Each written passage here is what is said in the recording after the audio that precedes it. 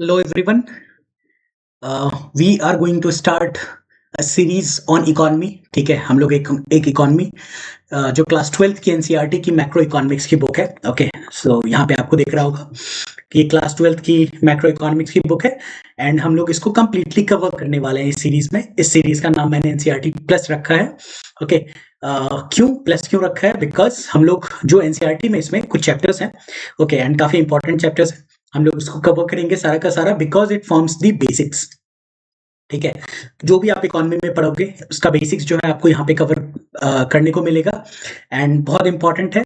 जो ये बुक है ये बेसिक्स तो कवर करता है, प्लस यहाँ से आपको डायरेक्टली क्वेश्चंस देखने को मिलेंगे. काफी इंपॉर्टेंट चैप्टर्स भी कवर किया गया है एंड जो मैं कवर कर रहा हूँ वो नया सीरीज है, जो एनसीईआरटी की नई वाली सीरीज है उसको कवर कर रहे हैं एंड तो बुक बिल्कुल नहीं है, तो चांसेस है कि वहां से यूपीएससी जो है बिल्कुल क्वेश्चन पूछेगी. ओके, एंड पहले भी पूछती आई है. This is a very interesting book. Okay, जो इकोनॉमिक्स की क्लास 12th की मैक्रो इकोनॉमिक्स की बुक है ना, वो काफी इंटरेस्टिंग बुक है. Every time you read this book you find something, एक नया ही इंटरप्रिटेशन मिलता है, एक नया ही कुछ मिलता है. ओके, एंड कुछ नए एडिशंस भी हैं इस वाले एडिशन में. सो हम लोग इसको कवर करेंगे, अच्छे से करेंगे. एनसीईआरटी प्लस इसलिए बोला है बिकॉज कुछ चीजें एनसीईआरटी में अच्छे से कवर नहीं की गई है, कुछ चीजों के बहुत बेसिक्स में वो नहीं गए. Okay, but what we will do, हम लोग हर चीज के बेसिक्स को भी कवर करेंगे ताकि आपको कहीं और नहीं भटकना पड़े एंड अच्छे से हम लोग जो भी चैप्टर्स एनसीईआरटी में है उसका कवर करेंगे, इन डेप्थ कवरेज करेंगे, एनसीईआरटी का पूरा चीज कवर करेंगे, प्लस हम लोग कुछ एक्स्ट्रा चीजें भी कवर करने की कोशिश करेंगे ताकि आपकी क्लैरिटी अच्छी हो, ताकि आपकी डेप्थ ऑफ अंडरस्टैंडिंग बहुत अच्छी हो. ओके, सो आज का जो पहला लेक्चर होगा हम लोग का, जो कि उसका जो पहला लेक्चर है वो चैप्टर फर्स्ट से हम लोग डील कर रहे हैं. ओके, तो चैप्टर फर्स्ट में क्या, chapter first is about introduction to the micro economics, macro economics. Okay, introduction to the macro economics वो पहला चैप्टर है. ओके, सो हम लोग उसको कवर करेंगे एंड यस, हम लोग ट्राई करेंगे इसको कि 8 से 9 लेक्चर में इसको पूरा का पूरा कवर कर लिया जाए. So yes, let's get started. This is me. My name is Sanwar Hussain and मैं इकोनॉमी पॉलिटी मैं बहुत दिन से ले रहा हूँ यूपीएससी के फील्ड में. Okay, so yes, let's get started हमारे जो पहला टॉपिक है उससे. ओके, सो यस, जैसा हम लोग बात कर रहे थे कि this is chapter one is about introduction to the macro economics. Okay, this chapter explains what? This chapter explains that how macroeconomics differs from microeconomics. Macro और माइक्रो इकोनॉमिक्स जो है वो कैसे डिफर करता है. ओके, सो इस चीज को हम लोग डील करेंगे. Okay, so let's get started. हम लोग एक चीज देखने की कोशिश करते हैं कि जो हमारा एनसीईआरटी का बुक है उसमें क्या क्या चैप्टर्स कवर किए गए हैं. Okay, so just a second, मैं यस, तो ये जो है आपको देखने को मिलेगा. See, okay, yes, this is visible. Okay, तो ये है हमारा मैक्रो इकोनॉमिक्स का जो एनसीईआरटी है उसका कंटेंट, जो पेज होता है वो है. Okay, so first chapter is about what? It is about introduction to the macro economics and बाकी चीजें हम लोग आज के क्लास में देखेंगे. इसके बाद जो है वो है नेशनल इनकम अकाउंटिंग का चैप्टर है, वेरी इंपॉर्टेंट. ठीक है, and the third is money and banking, very important from the UPSC point of view. ठीक है, एंड यूपीएससी से हमेशा सवाल पूछती रहती है एंड जो सारे बेसिक्स है ना कि फ्रैक्शनल रिजर्व बैंकिंग क्या होता है, या फिर नेशनल इनकम में आप आओगे तो कौन कौन सा मेथड है, किसमें क्या डिफरेंसेस है, आपको यूपीएससी के जो मैक्सिमम क्वेश्चंस है ना वो इन जगहों से सॉल्व होते हुए दिख जाएंगे, प्रोवाइडेड आपने जो है उसको उस तरीके से कवर किया है, थोड़ा डेप्थ में कवर किया है. ओके, तो वो चीज़ है, वो मेरी जिम्मेदारी है कि मैं चीज़ों के डेप्थ में जाऊं, क्लैरिटी के साथ आपको चीज़ों को बताऊं. ओके, वो थर्ड चैप्टर है मनी एंड बैंकिंग का. फोर्थ चैप्टर आप देखो, it is about determination of income and employment. Okay, जब हम लोग अभी मैक्रो इकोनॉमिक्स का ऑब्जेक्टिव देखेंगे तो उसमें आप देखेंगे कि जो 4 मेजर ऑब्जेक्टिव्स होता है वो क्या होता है, उसमें इनकम है, एम्प्लॉयमेंट है, ये सारी चीजें भी है. ओके, तो उसको कैसे डिटरमाइन करते हैं इनकम एंड एम्प्लॉयमेंट को, उसका चैप्टर है very important. Okay, then we have the budgeting का चैप्टर, गवर्नमेंट बजट का चैप्टर, वेरी इंपॉर्टेंट. ओके, इससे तो इकोनॉमी में भी क्वेश्चन आते रहते हैं एंड पॉलिटी का भी जो रिलेटेड पार्ट होता है उससे भी क्वेश्चन आता है. Okay, very important. And then comes the chapter of external sector में बैलेंस ऑफ पेमेंट का चैप्टर है. देन एफडीआई, एफआईआई क्या होता है, एफपीआई क्या है एंड ऑल. इन चीजों से यूपीएससी लगातार क्वेश्चन पूछती रहती है. एक्सचेंज रेट से बहुत क्वेश्चन पूछती है कि रीड क्या है, नीड क्या है, ये सारी चीजें. ओके, सो ओवरऑल आप देखोगे तो इसमें कितने चैप्टर्स हैं, आपको 6 चैप्टर्स देखने को मिलेंगे. But these 6 chapters form the basic, okay, basic of the economy and NCERT. Obviously आप जानते हो कि इससे क्वेश्चंस बहुत सारे आते हैं, बट हम लोग क्या करेंगे, हम लोग एनसीईआरटी प्लस पे फोकस कर रहे हैं। Okay, so yes, let's get started हमारे पहले चैप्टर से। ओके, यस, ओके, सो जो हमारा पहला चैप्टर है, yes, I hope this is visible, yes this is visible, okay, yes. तो मैक्रो इकोनॉमिक्स के बारे में है पहला चैप्टर। ओके, सो मैक्रो इकोनॉमिक्स है क्या, पहले तो इस बात को हम लोग डील करते हैं कि macro economics versus micro economics का ये चैप्टर डील करने की कोशिश करता है माइक्रो और मैक्रो इकोनॉमिक्स में है क्या। ओके, सो अगर आप देखोगे, ओके, तो जो माइक्रो इकोनॉमिक्स है, okay, we are here, okay, तो micro economics and macro economics के बीच में हम लोग देख रहे थे कि क्या है। ओके, सो माइक्रो इकोनॉमिक्स क्या चीज है। माइक्रो इकोनॉमिक्स जब हम लोग कभी पढ़ेंगे, माइक्रो इकोनॉमिक्स की भी एनसीईआरटी को पढ़ने की कोशिश करेंगे। अभी जो हमारा फोकस है वो मैक्रो इकोनॉमिक्स है। क्यों? बिकॉज मैक्रो इकोनॉमिक्स से आपको मोस्टली सारे क्वेश्चंस देखने को मिलते हैं यूपीएससी में। ओके, यूपीएससी में 10 to 15 क्वेश्चंस आपको हर साल इकोनॉमी से देखने को मिलेगा। 10 to 15 क्वेश्चंस के आसपास, 10 तो नहीं, इससे ज्यादा ही क्वेश्चन होता है। ऑन एन एवरेज आपको 15 के आसपास क्वेश्चन देखने को मिलता है। इसमें से ऐसे है कि आप आराम से 10 to 12 क्वेश्चंस को सॉल्व कर सकते हो। इट इज डुएबल, बहुत आराम से, प्रोवाइडेड आपके पास वो कंसेप्चुअल क्लैरिटी है। इकोनॉमिक्स में यूपीएससी अभी भी वो है कि वो कॉन्सेप्चुअल चीजों को फोकस करता है। Okay, it focus on the concepts को फोकस करता है। एंड साथ में ऐसा नहीं कि बस कॉन्सेप्ट पूछता है, वो फैक्ट्स भी पूछता है। हर एक चैप्टर का डिफरेंट डिमांड है। लेट्स सपोज कि मनी एंड बैंकिंग के ही चैप्टर में अगर आप जाओगे तो बैंकिंग के चैप्टर में कुछ चीजें हैं। लेट्स सपोज कि पीएसएल नॉर्म्स के बारे में, ओके, कि किसके ऊपर पीएसएल नॉर्म 40% है, किसके ऊपर 60% है। Now you don't have any option other than mugging up these things. Okay, तो कुछ चीजें ऐसी होगी हर चैप्टर्स में जो आपको मग करना पड़ेगा, एंड वो इंपॉर्टेंट है। बस कॉन्सेप्ट इनफ नहीं होगा, बट कॉन्सेप्ट बिल्कुल ये जरूरी है, क्योंकि डायरेक्ट क्वेश्चंस कॉन्सेप्ट के भी आते हैं कि लेट्स सपोज कि रेपो रेट को ऊपर और नीचे किया तो उसका डिफरेंस, उसके कारण क्या क्या चीज पे अफेक्ट पड़ सकता है, इन्फ्लेशन पे कैसे पड़ेगा, एक्सचेंज रेट के ऊपर कैसे पड़ेगा, ये सारी चीजें। Okay, but there are topics, हर टॉपिक में जहां पे आपको फैक्ट्स भी याद रखना पड़ेगा, क्योंकि यूपीएससी इससे भी पूछेगी। ओके, सो ये चीजें हम लोग बेसिक बात कर रहे थे। Okay, so what we are talking about कि माइक्रो इकोनॉमिक्स में फिर क्या है। माइक्रो इकोनॉमिक्स किस चीज से डील करता है। Okay, so micro economics is about क्या कि हम लोग एक पर्टिकुलर एक सेक्टर, एक सेक्शन को देखते हैं। लेट्स सपोज कि हाउस होल्ड है, ठीक है, एंड एक फर्म है, ठीक है, एक फर्म है और एक हाउस होल्ड है। लेट्स सपोज ये फर्म है हिंदुस्तान यूनिलीवर लिमिटेड, एक फर्म है, ठीक है। ये क्या बनाती है? लेट्स सपोज कि ये सोप बनाती है, आप और हम यूज करते हैं, ठीक है।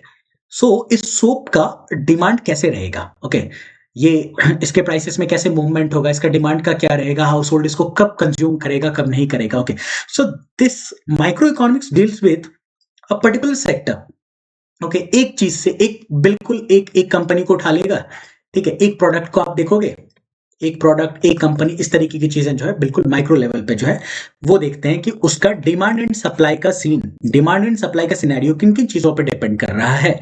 ये चीज किस पे डिपेंड करता है, ये किस में स्टडी करते हैं हम लोग? माइक्रो इकोनॉमिक्स में। As the name suggest, micro, micro economics क्या करता है? It is about the microscopic view of the economy. तो एक पर्टिकुलर प्रोडक्ट उठाया, लेट्स सपोज की टाटा कार बनाती है या कुछ, तो उसका जो डिमांड एंड सप्लाई है वो किस तरीके से फंक्शन करेगा, उसको हम लोग किसमें? माइक्रो इकोनॉमिक्स में डील करते हैं। Okay, micro economics is about what? Microscopic view, कि आप एक पर्टिकुलर प्रोडक्ट के अंदर में घुसे एंड उसमें आपने जानने की कोशिश की कि इसका कैसे सिनेरियो, किन किन चीजों से वो इम्पैक्ट हो रहा है। ओके, डिमांड एंड सप्लाई, अगर इंडिविजुअल चीजों पे भी, अगर वो प्रोडक्ट के इंडिविजुअल चीजों पे भी अगर डिपेंड करता है, तो साथ में मैक्रो इकोनॉमिक फैक्टर्स पे भी डिपेंड करता है। आप देखोगे कि किसी चीज का डिमांड एंड जो सप्लाई है वो डिपेंड करेगा, इन्फ्लेशन पे भी डिपेंड करेगा, वो डिपेंड करेगा कि बहुत सारी अलग चीजों पे भी डिपेंड करेगा। ओके, लेट्स सपोज कि इन्फ्लेशन कितना है मार्केट में, वेज रेट क्या चल रहा है मार्केट का, ओके, इकोनॉमी में एम्प्लॉयमेंट अनएम्प्लॉयमेंट का क्या सिनेरियो। अब ये सारी चीजें क्या है, ये सब हम लोग मैक्रो इकोनॉमिक्स में पढ़ते हैं। Therefore, these two are related to each other. Okay, these two are what? Related to each other. कैसा? Because कि आप देखो कि there are different firms in the एक इकोनॉमी, ठीक है, बहुत सारी फर्म्स है। ओके, लेट्स सपोज ये सारी फर्म्स है, ओके, एंड सब अपने अपने डिमांड एंड सप्लाई से डील कर रहे हैं। ओके, सब अपने अपने प्रोडक्ट्स को अच्छे से अच्छा करने की कोशिश कर रहे हैं एंड ऑल ये वो। ये जो डिमांड एंड सप्लाई, ये सारी चीजें हैं, प्रोडक्ट कैसे बना, कितना महंगा प्रोडक्ट बन रहा है, ओके, इसका कंपटीशन कितना है अपने मार्केट में, इन सारी चीजों को जब आप एग्रीगेट लेवल पे देखते हो, जब आप एग्रीगेट लेवल पे देखते हो, दैट इज आप जब एक तरीके से आप इसको क्लस्टर करके देखते हो, एक साथ देखते हो, तो हम लोगों के पास क्या आता है, जो ओवरऑल एक कंट्री का मैक्रो इकोनॉमिक व्यू आता है। ओके, सो मैक्रो इकोनॉमिक व्यू में हम लोग क्या कर रहे हैं, हम लोग एक टेलीस्कोपिक व्यू ले रहे हैं, टेलीस्कोपिक व्यू लेते हैं। वहां पे क्या कर रहे थे, माइक्रो इकोनॉमिक्स में हम लोग क्या देख रहे थे, माइक्रो इकोनॉमिक्स में हम लोग जो है वहां पे माइक्रो इकोनॉमिक्स में हम लोग माइक्रोस्कोपिक व्यू देख रहे थे, बट मैक्रो में टेलीस्कोपिक व्यू है। टेलीस्कोपिक व्यू का क्या मतलब, इट मीन्स कि हम लोग चीजों को बहुत दूर से देख रहे हैं, नॉट जस्ट एक फर्म नहीं देख रहे हैं, एक HUL को नहीं देख रहे हैं, एक टाटा को नहीं देख रहे हैं, एक महिंद्रा को नहीं देख रहे हैं, we are looking at the economy from a broad point of view. हर एक सेक्टर को देख रहे हैं कि एग्रीकल्चर कैसा परफॉर्म कर रहा है, लेट्स सपोज इंडस्ट्री सेक्टर कैसा परफॉर्म कर रहा है, ओके, सर्विसेज सेक्टर कैसा परफॉर्म कर रहा है, ओके, इंडिविजुअली ये सेक्टर्स कैसे परफॉर्म कर रहे हैं, अच्छा, एक सेक्टर दूसरे के कंपैरिजन में कैसा परफॉर्म कर रहा है, ओके, ये सारी चीजें भी है। इसके अलावा तो ये कैसा है कि ये सारी जो चीजें हैं ना, ये टेलीस्कोपिक व्यू है, एक ब्रॉड पॉइंट ऑफ व्यू से हर चीज को एक साथ देखा जा रहा है, ओके। तो नॉट नीडेड कि इससे ज्यादा एक्सप्लेन किया जाए, आपको समझ में आया होगा, okay. So this is it, and sorry, yes, so this is about micro and macro economics, okay, तो yes, तो अब हम लोग जब हम लोगों ने बेसिक समझ लिया है कि मैक्रो इकोनॉमिक्स में क्या है, तो अब हम लोग मैक्रो इकोनॉमिक्स को थोड़ा देखते हैं कि इस चैप्टर में क्या बोला जा रहा है, क्या क्या एनसीईआरटी इस चैप्टर से बोलती है, okay. So macro economic studies what, it studies the overall performance of an economy, जो मैं बात कर रहा था, ठीक है, ओवरऑल इकोनॉमी कैसे परफॉर्म करी, not just one sector, the overall economy, सारा फर्म कैसे प्रोड्यूस कर रहा है, क्या दिक्कतें आ रही है, क्या सहायता उसको गवर्नमेंट से मिल रहा है, वो सारी चीजें, overall performance of the economy, and addresses broad economic question, किस किस तरीके के क्वेश्चंस को मैक्रो इकोनॉमिक्स में हम लोग डील करने की कोशिश करते हैं, ठीक है।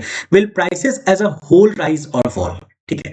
अभी जो हम लोग एग्जांपल ले रहे थे, वो HUL के एक सोप का एग्जांपल ले रहे थे, सपोज, ठीक है, तो सोप का एग्जांपल ले रहे थे, तो सोप में हो सकता है कि सोप में केमिकल लगता है, ठीक है, लेट्स सपोज ये केमिकल कहां से आता है, तो पेट्रोकेमिकल फैक्ट्रीज से आता है। पेट्रोकेमिकल वाला जो है वो कहां से आएगा, जहां पे आपको ये देखने को मिलेगा, जहां पे क्रूड ऑयल जहां से निकलता है। नाउ लेट्स सपोज कि अभी ईरान और इसका इजराइल एंड US का एक लड़ाई चल रहा है, ठीक है, एंड मेजरली क्रूड ऑयल जो है बहुत सारा ईरान से भी आता है, तो ये अफेक्ट होगा, क्रूड ऑयल इफेक्ट होगा, तो पेट्रोकेमिकल इंडस्ट्री भी अफेक्ट होगी, पेट्रोकेमिकल इंडस्ट्री अफेक्ट होगी, तो जो सोप के लिए केमिकल लग रहा होगा, जो सोप के लिए केमिकल लग रहा होगा, वो क्या हो जाएगा, वो कॉस्टली हो सकता है, बिल्कुल हो सकता है। अभी जो क्रूड ऑयल का प्राइस है वो बढ़कर के $85 पर बैरल और समथिंग के आसपास में पहुंच चुका है, ठीक है। तो ये क्या है, ये एक सेक्टर है, ओके, कि एक सेक्टर HUL का एक प्रोडक्ट सोप है, वो किसी इंग्रेडिएंट पे डिपेंड करता था, तो हो सकता है कि अब सोप कॉस्टली हो जाए, बिल्कुल पॉसिबिलिटी है कि वो कॉस्टली हो जाए, ठीक है।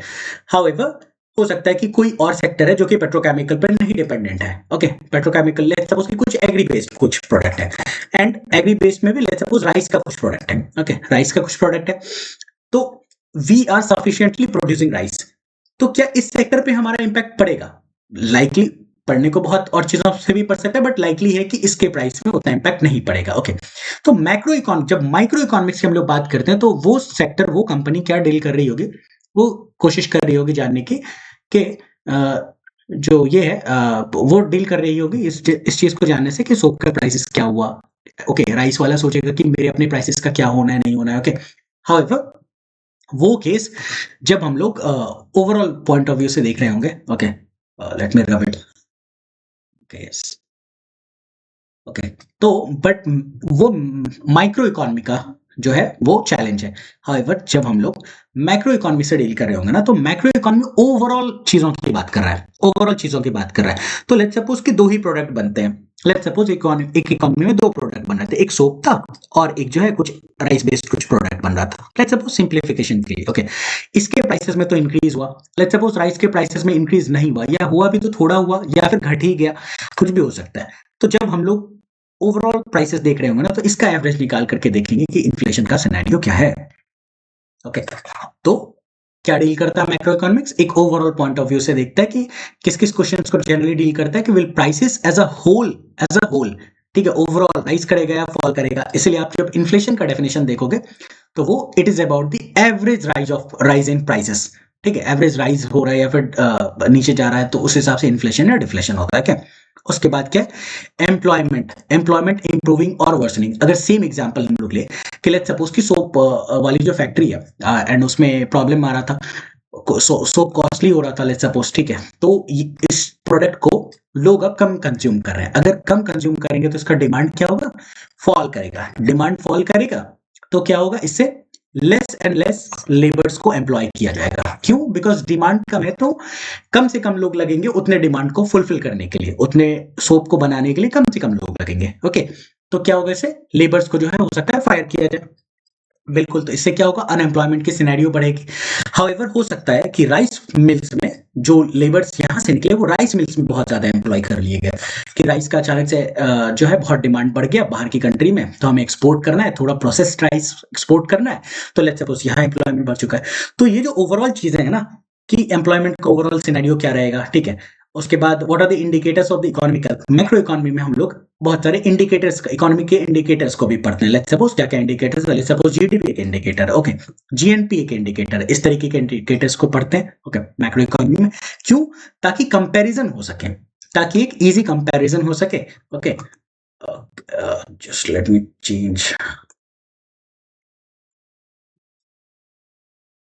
Okay, this one is nice. Okay, तो क्या करते हैं हम लोग कि इकोनॉमी के इंडिकेटर का बहुत सारे इंडिकेटर पढ़ते हैं। लेट्स सपोज कि जीडीपी के इंडिकेटर है, जीएनपी इंडिकेटर है एंड बहुत सारी चीजें और भी है। ओके, तो इन सब चीजों से क्या होता है, इन सब चीजों से मैक्रो इकोनॉमी क्या है, मैक्रो इकोनॉमी का एक ऑब्जेक्टिव ये भी है कि वो इंटर कंट्री कंपैरिजन करने में कंपैरिजन किया जाता है। ओके, कि लेट्स सपोज कि यूएस की इकोनॉमी हमारे से कितनी बड़ी है, तो लेट्स सपोज 5 टाइम्स हमसे है, लेट्स सपोज, ठीक है, जो भी है। ओके, तो वो कैसे पता चलेगा कि यूएस ने भी अपने जीडीपी का फिगर निकाला है, ठीक है, एंड इंडिया ने भी अपने जीडीपी के फिगर को निकाला है, जीडीपी इंडिया का भी है, जीडीपी यूएस का भी है, एंड उससे क्या होगा, उससे कंपैरिजन ड्रॉ हो पाएगा। ये सारी चीजें कहाँ हम लोग डील करते हैं, मैक्रो इकोनॉमी में डील करते हैं कि ओवरऑल इकोनॉमी का जीडीपी क्या है, नहीं है। ओके, वो है। उसके अलावा क्या ऑब्जेक्टिव है, what steps can the state take to improve the economic condition. Obviously अब जैसे सिनेरियो है, लेट्स सपोज कि इन्फ्लेशन का सिनेरियो बहुत ज्यादा है, तो स्टेट क्या कदम उठाएगी। एंड जब आप मैक्रो इकोनॉमी देखते हो ना, तो मैक्रो इकोनॉमी में दो चीजें हैं। ओके, कौन कौन इस चीज से डील कर रहा होता है, यस। तो मैक्रो इकोनॉमी में कैसा है, मैक्रो इकोनॉमी में आप समझो कि इस मैक्रो इकोनॉमी को संभालता कौन है, या कौन चीजों को मॉनिटर कर रहा है, कौन चीजों को संभाल रहा है मैक्रो इकोनॉमी में। तो मैक्रो इकोनॉमी में आपको दो जो है दो ऐसे एजेंट, आप एजेंट कह लो, मैक्रो इकोनॉमी के एजेंट कौन कौन है, सपोज एजेंट कहते हैं, ठीक है, इसको हम लोग क्या कहते हैं, इकोनॉमिक एजेंट कहते हैं। हम लोग देखेंगे कि माइक्रो इकोनॉमिक्स में इकोनॉमिक एजेंट क्या थे और मैक्रो इकोनॉमी में इकोनॉमिक एजेंट क्या है। तो जो मैक्रो इकोनॉमी में इकोनॉमिक एजेंट है ना, आपको उसमें देखने को मिलेगा स्टेट, या फिर आप सिंपलिसिटी के लिए अभी के लिए गवर्नमेंट समझ लो। However state is not equal to government from the political point of view, ठीक है, पॉलिटिकल साइंस की स्टडी में ये दोनों सेम चीज नहीं है। हाउएवर अभी सिंप्लीफिकेशन के लिए state and government, okay. And इसके अलावा कुछ स्टैट्यूटरी बॉडीज हैं, स्टैट्यूटरी बॉडीज है। लेट्स सपोज आरबीआई एक स्टैट्यूटरी बॉडी है, सेबी एक आरबी स्टैट्यूटरी बॉडी है, ये सारी चीज। तो इस बात से भी डील किया जाता है मैक्रो इकोनॉमी में कि ठीक है, सिचुएशन अगर खराब है, लेट्स सपोज कि अभी ईरान एंड इजराइल का वॉर चल रहा है, ठीक है, तो इंडिया के ऊपर बहुत सारी इम्पैक्ट होगा। तो हो सकता है कि मैंने जैसे क्रूड ऑयल के बारे में बात किया था, ओके, तो उससे क्या होगा, इन्फ्लेशन का सिनेरियो हो सकता है। ओके, लेट्स सपोज कि ये इन्फ्लेशन जो है अगर डिमांड साइड इन्फ्लेशन के कारण प्रॉब्लम होता है, ये प्रॉब्लम डिमांड साइड का इन्फ्लेशन होता है, क्योंकि बताने को आसानी होगी कि आरबीआई जो है, आरबीआई किस चीज से डील करता है, वो डिमांड साइड की इन्फ्लेशन से ज्यादा डील करता है। ओके, ओके, तो स्टैट्यूटरी बॉडी लाइक आरबीआई क्या करेगी, फिर इन्फ्लेशन को कंट्रोल करने की कोशिश करेगी। ओके, स्टेट का क्या काम है, गवर्नमेंट का क्या काम है, अगर इस वाले लड़ाई में प्रॉब्लम हो रहा होगा, सप्लाई साइड का प्रॉब्लम है कि हमारे पास क्रूड ऑयल पहुंच ही नहीं रहा है, क्रूड ऑयल नहीं पहुंच रहा है, तो इस जगह पे क्या हो सकता है कि जो आरबीआई है वो हो सकता है कि वो फेल कर जाए, इफ नॉट फेल तो वो इतना इफेक्टिव नहीं रहेगी सप्लाई साइड की इन्फ्लेशन को कंट्रोल करने के लिए। यहाँ पे कौन इंटरवीन करेगा? जो दूसरा इकोनॉमिक एजेंट है मैक्रो इकोनॉमी का, that is state, that is government. वो कैसे? वो इंश्योर करेगा कि ठीक है, हमारे पास अगर ईरान से सप्लाई नहीं है तो हम लोग कहीं और से इसको हेजिंग कर सके। तो लेट्स सपोज कि अभी क्या बात हुई, रशिया से बात हुई कि रशिया ने बोला कि अगर आप को क्रूड ऑयल का प्रॉब्लम होगा तो रशिया जो है वो और से और क्रूड ऑयल इंडिया को जो है भेजेगा। इससे क्या होगा? ज्यादा से ज्यादा सप्लाई होगा तो क्या होगा? जो क्रूड ऑयल की प्राइसेस है वो थोड़ा सब्साइड करेंगे। ओके, तो इस तरीके से दो इकोनॉमिक एजेंट है मैक्रो इकोनॉमी में, एक तो गवर्नमेंट हो गई एंड सेकंड आपको जो भी स्टैट्यूटरी बॉडीज है, ये लोग मिल करके ये इंश्योर करते हैं कि जो मैक्रो इकोनॉमिक पैरामीटर्स है लाइक इन्फ्लेशन, ठीक है, like exchange rate, okay, like employment, like growth, like income का डिस्ट्रीब्यूशन, ये सारी चीजें कैसे होगी? तो वो सारा का सारा कौन डील कर रहा है? ये दो इकोनॉमिक एजेंट डील कर रहे हैं। अब अगर हम लोग इस चीज को पढ़ रहे हैं तो हम लोग ये भी देख लेते हैं कि मैक्रो इकोनॉमी में जो मैक्रो इकोनॉमी है हमारा, इसमें ना हम लोग मेजरली किसी भी कंट्री में 4 ऑब्जेक्टिव्स को जो है फुलफिल करने की कोशिश की जाती है इकोनॉमिक एजेंट्स के द्वारा, वेदर इट इज गवर्नमेंट और द स्टैट्यूटरी बॉडी। 4 ऑब्जेक्टिव्स क्या है मैक्रो इकोनॉमी में? जो मेजर 4 ऑब्जेक्टिव्स होता है ना, वो होता है, एक चीज तो ग्रोथ, ठीक है, इकोनॉमी का ग्रोथ। आप फिलहाल के लिए जीडीपी समझ लो। ओके ओके, और क्या है? इनकम का डिस्ट्रीब्यूशन कैसा है? क्योंकि जीडीपी क्या है? ये एक एग्रीगेट मेजर है कि पूरी की पूरी इकोनॉमी जो है कितना प्रोड्यूस कर रही है। ओके, उसका मॉनेटरी वैल्यू, पूरी की पूरी इकोनॉमी कितना प्रोड्यूस कर रही है। तो लेट्स सपोज कि 4 ट्रिलियन इंडिया की इकोनॉमी प्रोड्यूस कर रही है, $4 ट्रिलियन के आसपास। ओके, हाउएवर ये 4 ट्रिलियन का जो डिस्ट्रीब्यूशन है ना, ये बहुत डिफरेंट है। ओके, अंबानी जी के पास मतलब जैसे कि बोला जाता है, ऑक्सफैम का रिपोर्ट भी है कि इंडिया के लाइक एग्जैक्टली मुझे याद नहीं कि लाइक जो टॉप के 10% है उनके पास around 60 to 70% of the wealth है। It shows what? ऑक्सफैम का रिपोर्ट, इट शोज दैट कि जो पाई है इकोनॉमी का, वो तो हो सकता है कि बहुत बड़ा पाई हो, $4 ट्रिलियन का है। We are the 4th largest economy. Okay, we are the 4th largest economy. However per capita income के बेसिस पे हम लोग बहुत नीचे आते हैं।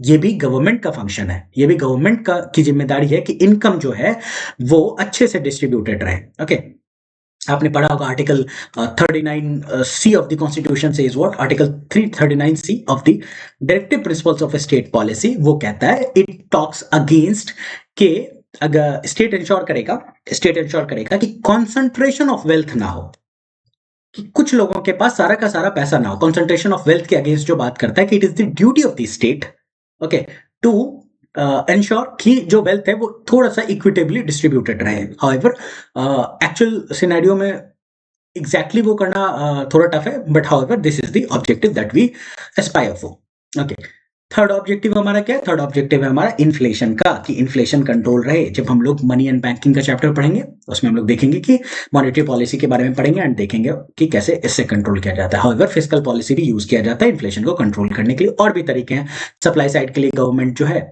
और भी, जैसे अभी हम लोगों ने क्रूड ऑयल का रसिया वाला एग्जांपल लिया था, तो उसके भी थ्रू किया जा सकता है। Supply side and demand side को टैकल करती है। ओके, तो इन्फ्लेशन फोर्थ ऑब्जेक्टिव है, सॉरी थर्ड ऑब्जेक्टिव है। फोर्थ ऑब्जेक्टिव हमारा क्या है कि अनएम्प्लॉयमेंट का क्या सिनेरियो रहे।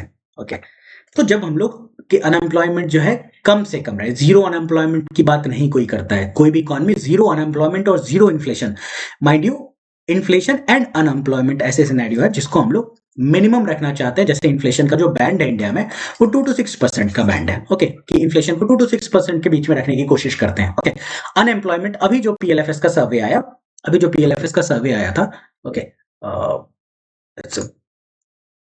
यस, जो अभी पीएलएफएस का सर्वे आया हुआ था उसमें क्या बोला गया था कि जो अनएम्प्लॉयमेंट है वो ऑलमोस्ट 5% के आसपास है, which is a good figure. Okay, ये एक बार बढ़ करके 8% के भी आसपास जा चुका था। ओके, तो हर चीज का एक रेंज है।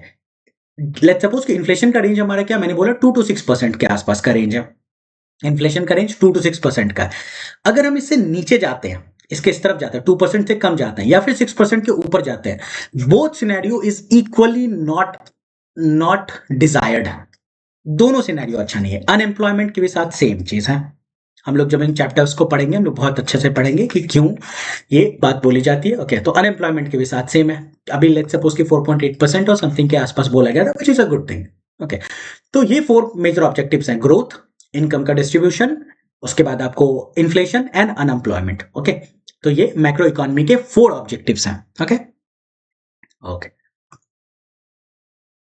ठीक है, हम लोग अब इस पे स्विच करते हैं। ओके, ठीक है, तो क्या बोला गया है?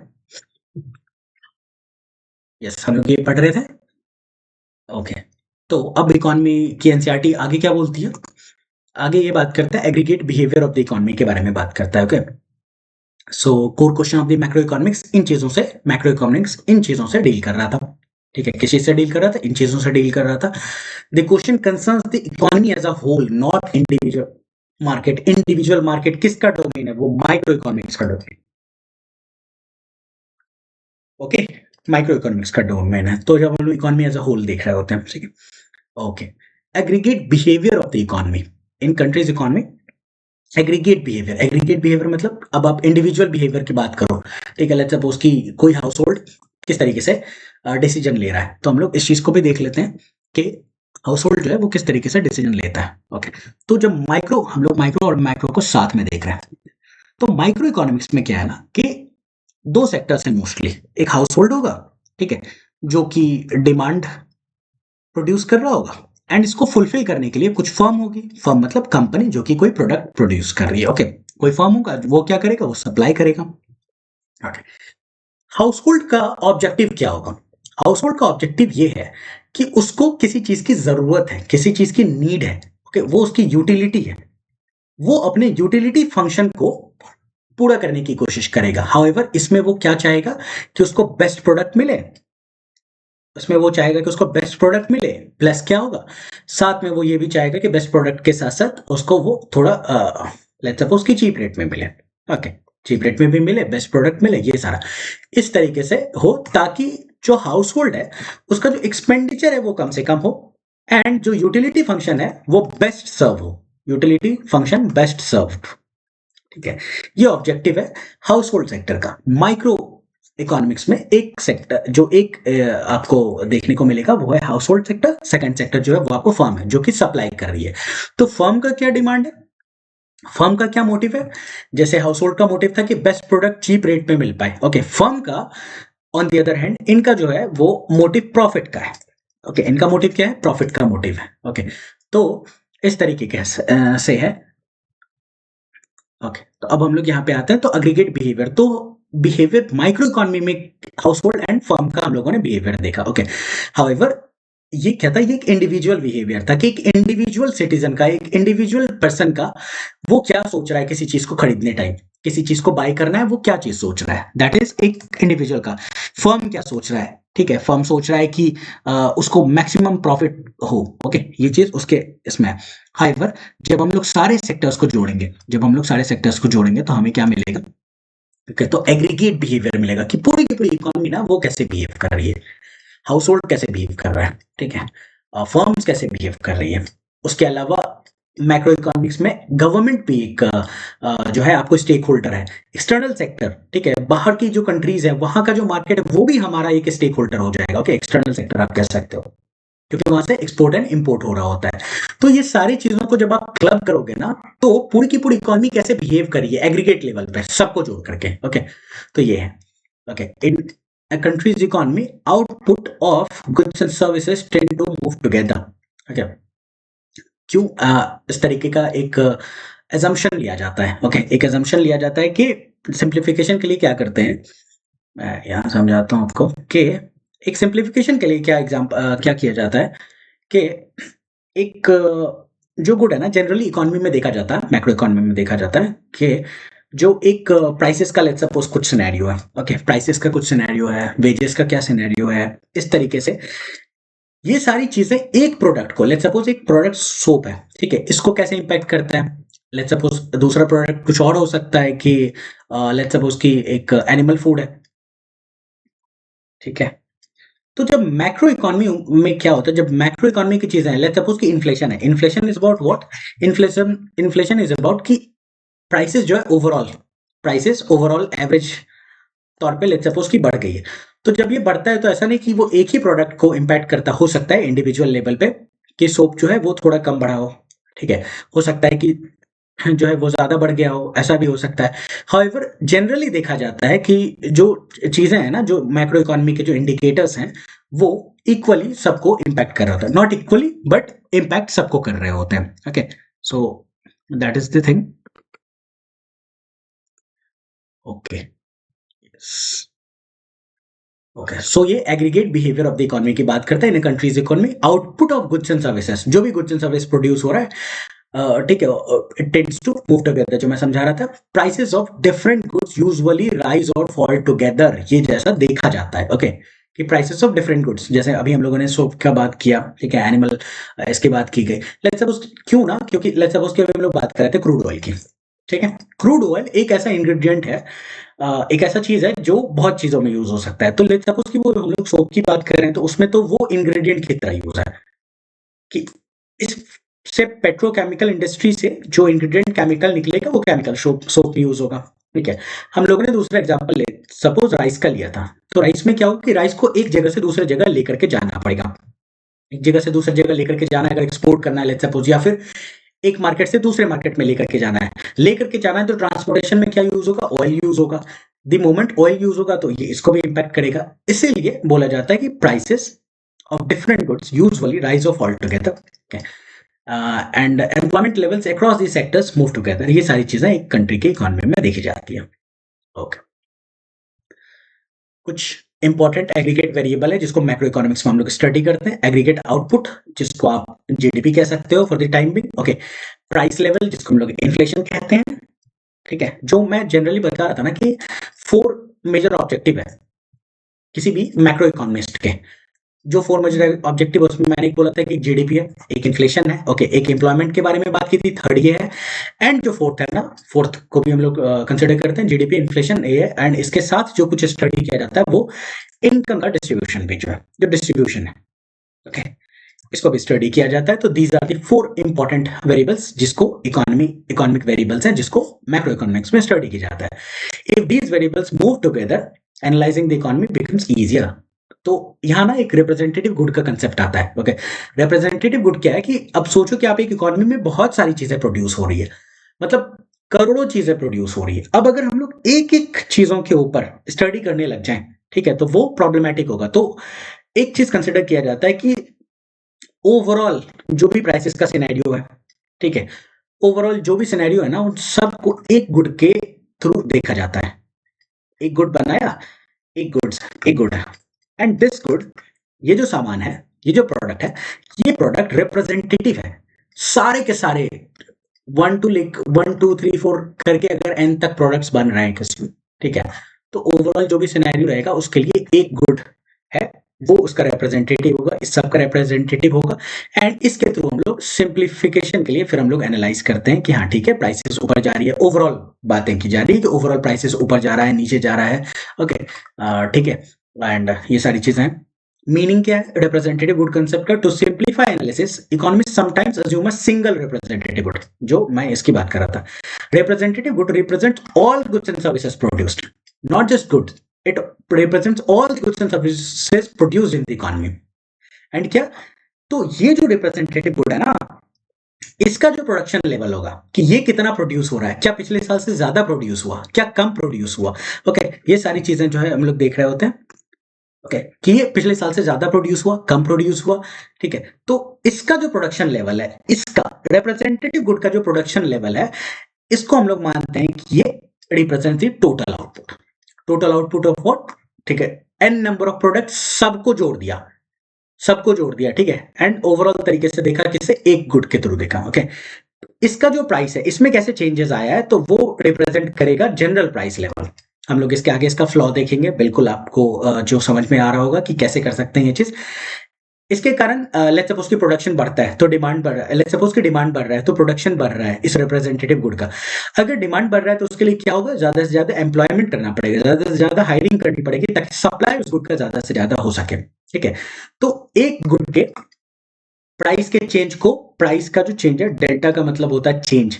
ओके, चेंज माना जाता है उसको साइंस में। ओके, तो डेल्टा पी मतलब change in price of this representative good would signify what, कि की पूरी जो एन नंबर ऑफ प्रोडक्ट्स थी ना, एन प्रोडक्ट्स जो भी थी, वो सारा का सारा जो है उसमें कैसे चेंजेस आ रहा है। इस प्रोडक्ट का production level, change in output, ठीक है, ये ओवरऑल एन प्रोडक्ट्स जो है ना, ओवरऑल कैसे बिहेव कर रहा उसके बारे में बात करेगा। अच्छा, ये जो रिप्रेजेंटेटिव गुड है, इसके प्रोडक्शन घटने बढ़ने, डिमांड एंड सप्लाई के कारण एम्प्लॉयमेंट एंड अनएम्प्लॉयमेंट के ऊपर फर्क पड़ा होगा। तो इसके कारण जो फर्क पड़ा है, हम लोग मानेंगे कि overall not individual, overall average तरीके से वो जो एन नंबर ऑफ प्रोडक्ट्स है ना, सबके ऊपर ये इम्पैक्ट देखने को मिला होगा। ओके, इससे क्या फायदा होता, हम लोग इतना सिंप्लीफाई क्यों कर दिया कि करोड़ों प्रोडक्ट्स बन रहा था एंड हम लोगों ने सब प्रोडक्ट्स को एक प्रोडक्ट कंसिडर किया एंड उसके प्राइस के राइज को, लो को, उसके आउटपुट के बढ़ने को, नहीं बढ़ने को, उसके कारण एम्प्लॉयमेंट आना नहीं आना, वो सारा का सारा चीज जो है हम लोग मानते हैं कि वो इकोनॉमी को रिप्रेजेंट कर रहा है, इकोनॉमी के करोड़ों प्रोडक्ट्स को रिप्रेजेंट कर रहा है। ओके, क्यों किया हम लोगों ने ये सिंप्लीफिकेशन। ओके, तो एट्रीब्यूट्स, किस किस एट्रीब्यूट्स को देख रहे थे, प्राइसेस को, इंटरेस्ट रेट कैसे मूव करेगा, वेज रेट का क्या सिनेरियो होगा, उसके कारण प्रॉफिट्स कैसा होगा इस प्रोडक्ट के ऊपर। ओके, तो often change in similar direction across the commodities, ये जनरली देखा जाता है कि आप इस तरीके से एक रिप्रेजेंटेटिव गुड बनाओगे और आप देखोगे तो रादर देन आपको करोड़ प्रोडक्ट्स को नहीं देखना पड़ेगा। तो काफी सिंप्लीफिकेशन हो चुका है। ओके, एंड आप एक प्रोडक्ट के जो बिहेवियर है उसके बढ़ने घटने को जो है आप समझ सकते हो कि overall economy, overall not individually, overall economy कैसे मूव कर रही होगी, economy and it's variable, economy के जो सारे वेरिएबल है, यहाँ पे लेट्स सपोज ये वेरिएबल्स है इकोनॉमी के। ओके, तो वो कैसे मूव कर रहा होगा वो एक रिप्रेजेंटेटिव गुड के थ्रू देख रहे हैं हम लोग। ओके, तो ड्यूरिंग, जैसे हम लोगों ने बोला था कि अगर इन्फ्लेशन बढ़ता है, इन्फ्लेशन का एग्जांपल लिया था कि क्रूड ऑयल का जो है प्राइसेस महंगा हुआ है, तो कैसे सोप भी महंगा हो रहा है एंड कैसे उसके कारण राइस का भी एक्सपोर्ट महंगा हो रहा है। ओके, तो prices of the most good rice, most good, ठीक है, not all.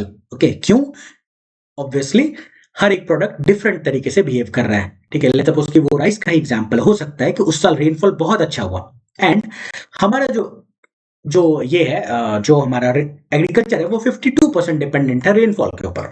And let's suppose कि उस साल जो है रेनफॉल बहुत अच्छा हुआ एंड राइस का प्रोडक्शन बहुत अच्छा हुआ, तो प्राइसेस में लेट्स सपोज कि जो डिक्रीज है राइस में, जो प्राइस का डिक्रीज है, लेट्स सपोज कि 50% का डिक्रीज आया।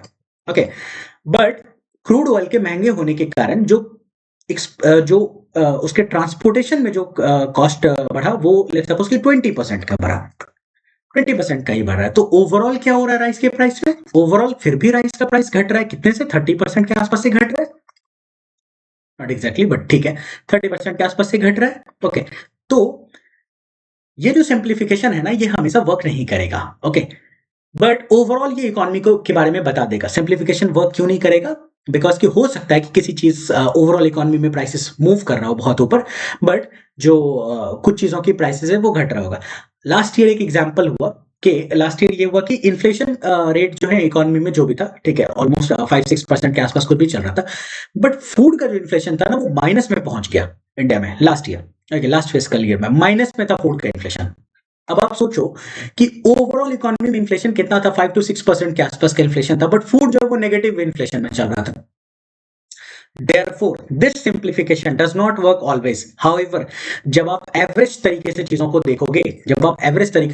देखोगे, तो आप देखोगे कि जो चीजें हैं ये वर्क कर रही है, सिंप्लीफिकेशन कहीं ना कहीं किसी हद तक वो वैलिड भी है। ओके, तो when representative good is not enough, वही हम लोग बात कर रहे हैं कि कब इनफ नहीं है। Why, because some sectors, different sectors जो है वो सेपरेटली जो है उसको एग्जामिन करने की जरूरत है। ठीक है, एग्जांपल है कि एग्रीकल्चर, जैसे हम लोगों ने रेनफॉल की बात की, इंडस्ट्री सेक्टर जो है इंग्रेडिएंट पे डिपेंड करता है। लेट्स सपोज एक इंग्रेडिएंट ऑयल है तो बहुत डिफरेंट ये फंक्शन करेगा। सर्विस सेक्टर बहुत अलग चीजों पे डिपेंड करता है। लेट्स सपोज कि पूरे वर्ल्ड में वॉर चल रहा है और सर्विसेज सेक्टर में हमारा जो एक मेजर कॉन्ट्रीब्यूशन है वो है एक इंटेलेक्चुअल लेबर। आपको बहुत सारे इंजीनियर्स देखेंगे silicon valley of the US and other जगहों पे, ठीक है। एंड लेट्स सपोज कि और भी चीजें, H1B वीजा का इशू चल रहा था, तो सर्विसेज सेक्टर बहुत डिफरेंट फंक्शन कर सकता है। ओके, तो ये सेक्टर्स डिफर करते हैं, ये तीनों सेक्टर्स किसमें, प्रोडक्शन टेक्नोलॉजी में। बिल्कुल, एक रेनफॉल पे डिपेंड कर रहा है, एक डिपेंड कर रहा है कि लेट्स सपोज कि इंजीनियरिंग कॉलेजेस उस साल में कैसा रहा पढ़ाई एंड ऑल, सब कुछ उन चीजों पे डिपेंड कर रहा है। ओके, प्राइसेस का सिनेरियो बहुत अलग है। जैसे प्राइसेस के बारे में मैंने बात किया, राइस रेनफॉल पे डिपेंड कर रहा है, बट सोप जो है वो सकता है केमिकल पे डिपेंड कर रहा है, सोप केमिकल पे डिपेंड कर रहा है। एग्रीकल्चर जो है वो आपको किस पे, वो रेनफॉल पे डिपेंडेंट है। मैंने बताया कि 52% of the agriculture is dependent on what, agriculture पे डिपेंडेंट है, रेनफॉल पे डिपेंडेंट है एग्रीकल्चर हमारा, ठीक है। तो प्राइसेस बहुत डिफर कर सकता है, एम्प्लॉयमेंट का पैटर्न बहुत डिफर करता है। आप देखोगे agriculture sector, it contribute 16% to the GDP of India. 16% of the GDP का जो शेयर है वो 16% के आसपास है। हाउएवर इसका एम्प्लॉयमेंट का सिनेरियो 45% है। It employees around 45% of the population of the country. अगर आप सर्विसेज सेक्टर को देखोगे तो इट कॉन्ट्रीब्यूट्स 55%, रफली 55% ऑफ द इकोनॉमी। जीडीपी का 55% कॉन्ट्रीब्यूशन इंडिया में सर्विसेज सेक्टर से आता है। बट आप एम्प्लॉयमेंट के सिनेरियो में देखोगे तो ये हार्डली 20-30% के आसपास का कुछ कॉन्ट्रीब्यूट कर रहा होता है। Okay, so every sector is different. Her sector में हर प्रोडक्ट डिफरेंटली बिहेव कर सकता है। ओके, तो एक जो रिप्रेजेंटेटिव गुड का कॉन्सेप्ट है ना, इट इज गुड ओवरऑल समझने के लिए, बट देन ये नुआंसेस को नहीं समझता है, तो हम लोग को नुआंसेस में समझने के लिए अंदर जाना पड़ेगा। तो मैक्रो इकोनॉमिस्ट जो है वो अंदर भी जाते हैं। ओके, ओवरऑल एक सेक्टर्स को डील करते हैं। इसलिए आप देखोगे जब भी बजट आता है तो हम लोग उसमें देखते हैं कि agriculture, house agriculture sector performing, house agriculture sector performing, तो देखते हैं कि ठीक है ये 5% 6% से ग्रो कर रहा है, सर्विसेज सेक्टर ऑलमोस्ट 8% से ग्रो कर रहा है, ठीक है। इस तरीके की चीजें होती है। ओके, नथिंग मच, इजी ही है, बट यस, ये एनसीईआरटीज में लिखा हुआ था तो मुझे लगा कि first chapter and we should cover जो भी एनसीईआरटी में लाइन बाय लाइन कवर होना चाहिए वो चीज जो भी इंपॉर्टेंट है। Okay, difference between micro and macro हम लोगों ने इस चीज को डील कर लिया है। ओके, माइक्रो इकोनॉमिक्स का जो focus is on individual economic agent and market, ठीक है। आप माइक्रो और माइक्रो को डिफरेंशिएट किस बेसिस पे करोगे ना, आप एजेंट्स के बेसिस पे करोगे, और किस बेसिस पे करोगे, आप ऑब्जेक्टिव के बेसिस पे करोगे। एजेंट और ऑब्जेक्टिव, एजेंट और उनके ऑब्जेक्टिव पे। तो हम लोग जब डील कर रहे थे अभी, आपको शायद विजिबल होगा स्क्रीन पे। ओके, यस, अब वो विजिबल होगा, ठीक है। तो अब जब हम डील कर रहे थे ना, तो हम लोगों ने देखा था कि हाउस होल्ड एंड उसकी बात कर रहे थे हम लोग। Okay, where is it, yes, ये रहा। तो अभी जब हम लोग बात कर रहे थे तो हम लोग देख रहे थे ना कि माइक्रो इकोनॉमिक्स में एजेंट कौन था। तो हम लोगों ने देखा कि दो स्टेक होल्डर है, हाउस होल्ड है एंड फर्म है। इन दोनों का अपना मोटिव अलग है। इनका यूटिलिटी मोटिव है, बेस्ट प्रोडक्ट मिले चीप प्राइसेस पे मिल जाए। ओके, जो फर्म है उनका अपना मोटिव है, उनका मोटिव प्रॉफिट है। ओके, तो दोनों का मोटिव जो है ना वो काफी डिफरेंट है। ओके, तो एजेंट पे डिपेंड करता है, एजेंट के ऑब्जेक्टिव पे डिपेंड करता है। सेम चीज जब आप इस पे आओगे, ओके, यस, ओके, तो ये माइक्रो इकोनॉमिक्स का है। इकोनॉमिक एजेंट क्या होता है, बहुत अच्छा बॉक्स बना करके दे रखा था।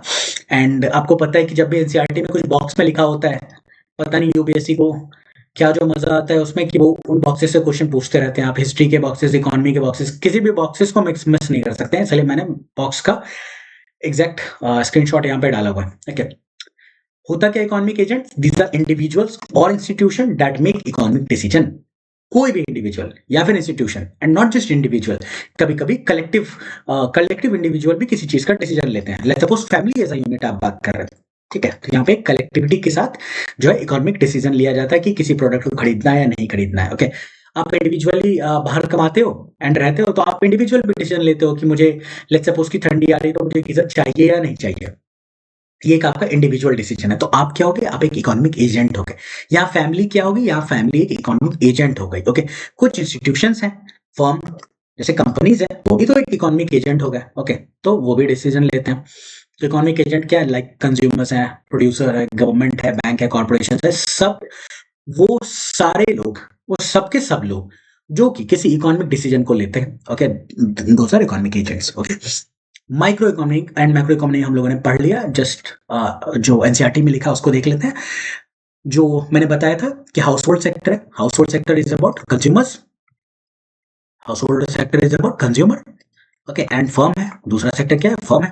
ओके, तो कंज्यूमर की क्या है, ये चाहते हैं कि अपनी यूटिलिटी को मैक्सिमाइज कर सकें। प्रोड्यूसर जो है फर्म, वो क्या चाहता है, वो प्रॉफिट मैक्सिमाइज करना चाहता है। ओके, एंड मार्केट क्या है, market determines prices through what, demand and supply. ठीक है, decisions are made by individual buyers and seller. ठीक है, so this is the focus of the micro economy. Okay, तो तो इस केस में क्या होता है, जैसे मैंने बताया था कि जो micro and macro are connected. This both of this thing in the economy, micro and the macro economy, वो साइलोज में काम नहीं करता है, वो कंपार्टमेंट में काम नहीं करता है। सारे के सारे सेक्टर्स को जब आप जोड़ोगे तो मैक्रो इकोनॉमी बन जाएगी। माइक्रो इकोनॉमी के हर एक करोड़ों सेक्टर्स को जोड़ोगे तो आपको क्या मिल जाएगा? मैक्रो इकोनॉमी मिल जाएगा। सेम वे जो मैक्रो इकोनॉमी में जो ओवरऑल चीजें जिस तरीके से हो रही है, लेट्स सपोज कि इन्फ्लेशन ज्यादा है तो उसका इंपैक्ट हर एक सेक्टर पे आपको देखने को मिलेगा ओवरऑल। ठीक है, हो सकता है किसी सेक्टर पे ना पड़े, हो सकता है, जैसे अभी हम लोग डील कर रहे थे। हाउएवर ओवरऑल आप देखोगे, एवरेज तरीके से देखोगे, तो जो मैक्रो इकोनॉमी के जो भी पैरामीटर्स हैं, मैक्रो इकोनॉमिक्स के, लेट्स सपोज इन्फ्लेशन को उठाते हैं, उसका इंपैक्ट जो है आपको माइक्रो इकोनॉमी मतलब उस सेक्टर पे भी देखने को मिलेगा, हर एक इंडिविजुअल कंपनी पे देखने को मिलेगा। ठीक है, ओके ओके। मैक्रो इकोनॉमिक्स का क्या है? Macro economics studies economic problem affecting the entire economy, तभी से हम लोग यही बात कर रहे हैं, issues this okay. Aggregate macro aggregate effect of economic decision को हम लोग देख रहे होते हैं। ओके ओके, अब हम लोग थोड़ा सा देख लेते हैं एडम स्मिथ एंड सेल्फ इसके आइडिया का। एडम स्मिथ ना, ये आपको प्रोपोनेंट मिलेंगे इनिशियली इसके क्लासिकल लिबरलिज्म जिस टाइम आ रहा था ना, क्लासिकल लिबरलिज्म वाला जो थिंकर थे उसमें ये आते हैं। क्लासिकल लिबरल क्या करता है? ये फ्री मार्केट इकोनॉमी की बात करता है, फ्री मार्केट इकोनॉमी की बात करता है। फ्री मार्केट इकोनॉमी क्या बात करता है? It talks about, free market economy talks about the invisible hand. ये एक इनविजिबल हैंड ऑफ मार्केट की बात करता है। ओके, कि मार्केट में कोई भी इंटरवेंशन का जरूरत नहीं है, मार्केट खुद ब खुद डिमांड एंड सप्लाई के हिसाब से चीजों को ठीक कर लेगा, कि किसी गवर्नमेंट के इंटरवेंशन का जरूरत है ही नहीं।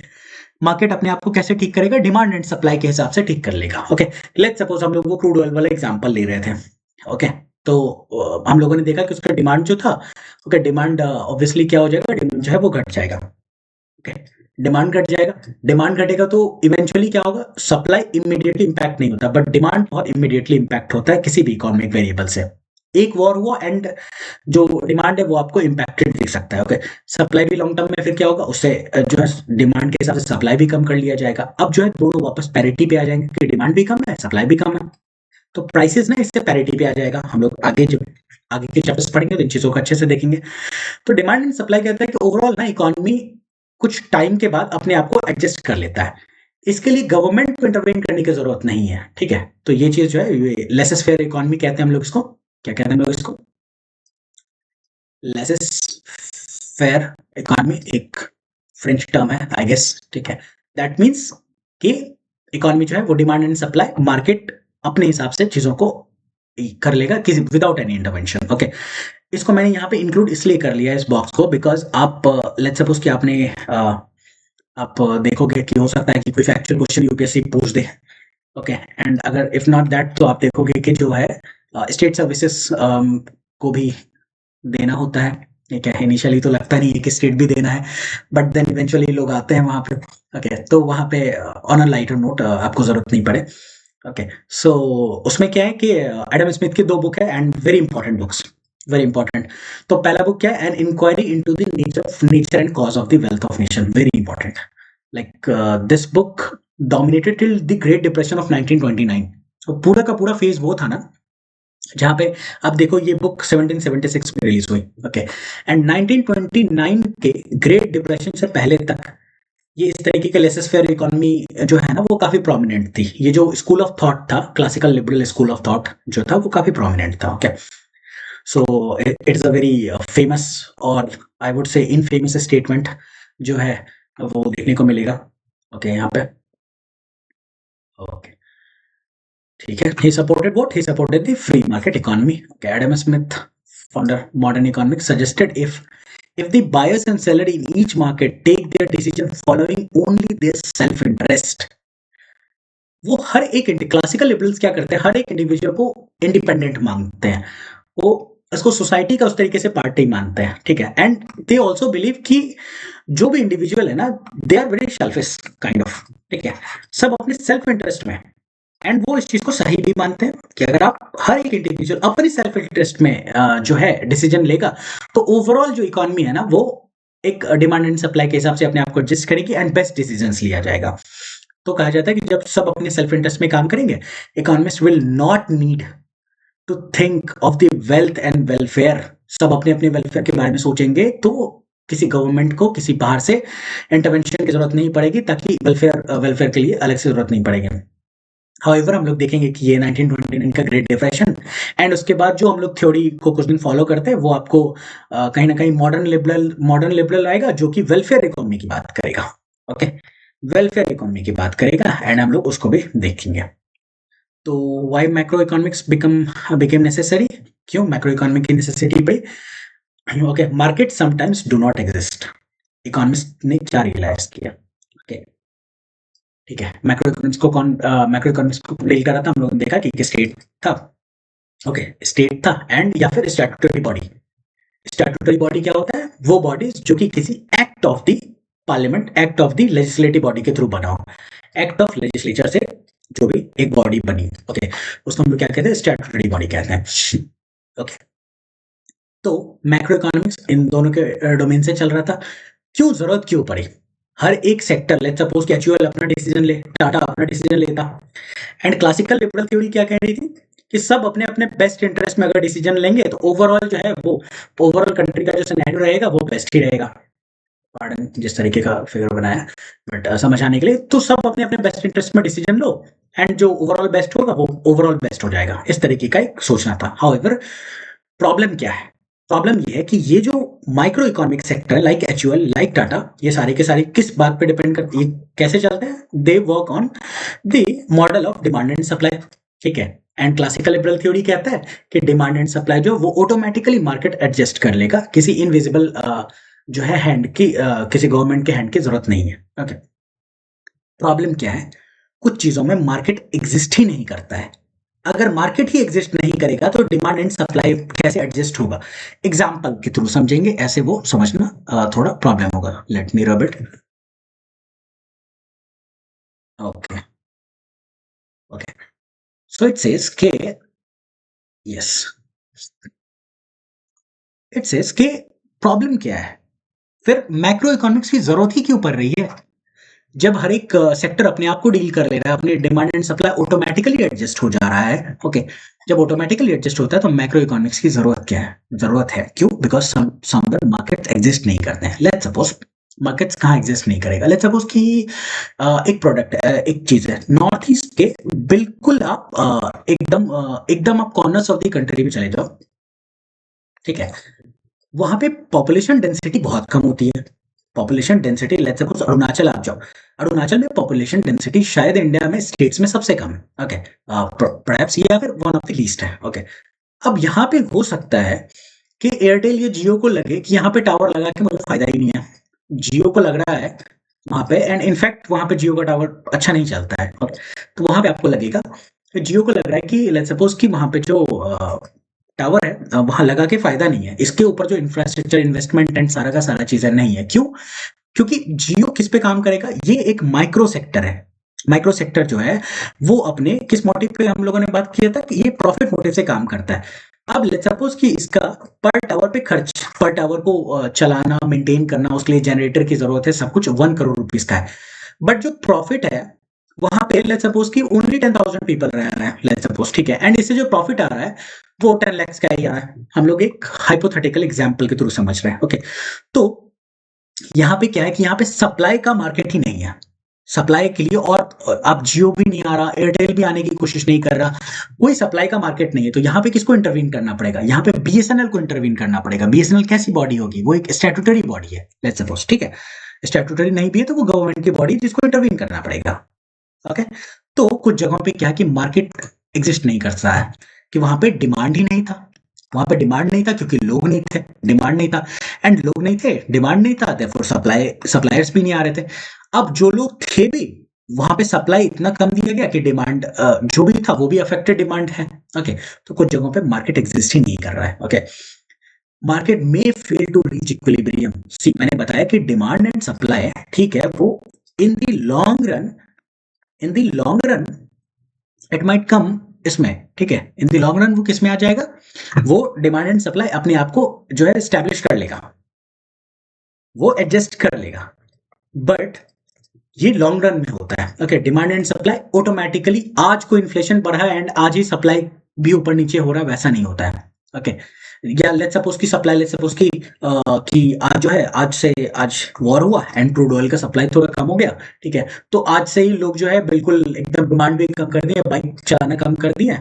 वैसा नहीं होता है। Okay, it takes time. When it takes time, उस इक्विलिब्रियम को पहुंचने में जब वक्त लगता है, तो बीच में गवर्नमेंट को इंटरवीन करना पड़ता है, उस मीन टाइम में इंटरवीन करना पड़ता है। ओके, लेट्स सपोज ना मैं आपको बताऊं कि एलपीजी के प्राइसेस के बारे में बात करते हैं। एलपीजी की प्राइसेस जो है वो बहुत दिन तक सब्सिडाइज रहा एंड हाईली सब्सिडाइज रहा कि 300-400 में हम लोग जब छोटे थे तो वो तो 200 रुपए या कुछ का सिलेंडर मिलता था।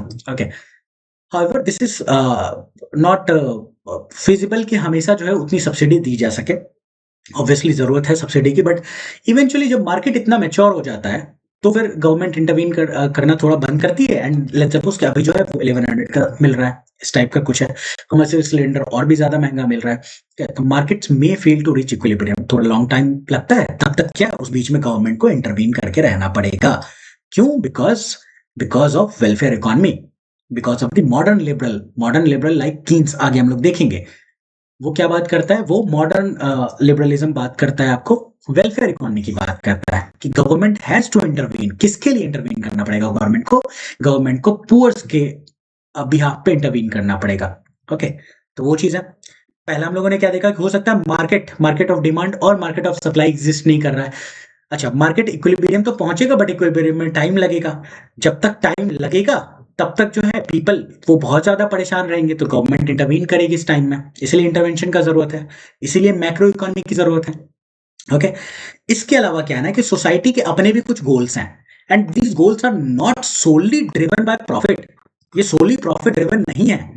सोसाइटी के अपने कुछ गोल है कि हाँ, एम्प्लॉयमेंट होना चाहिए, एजुकेशन होना चाहिए। अब एजुकेशन का जो बेनिफिट है किसी कंट्री को, वो बहुत लॉन्ग टर्म पे है, बहुत लॉन्ग टर्म, लॉन्ग जेस्टेशन है इसका। ऐसा नहीं कि एजुकेशन इज अ प्रोडक्ट जिसको बेचा गया अभी एंड अभी के अभी उसी कंट्री को प्रॉफिट मिलने लग गया है, वैसा नहीं होता है। ओके, लॉन्ग टर्म गोल है, बट ये हमारा गोल है, इसको करना पड़ेगा। डिफेंस बिल्कुल नेसेसिटी है।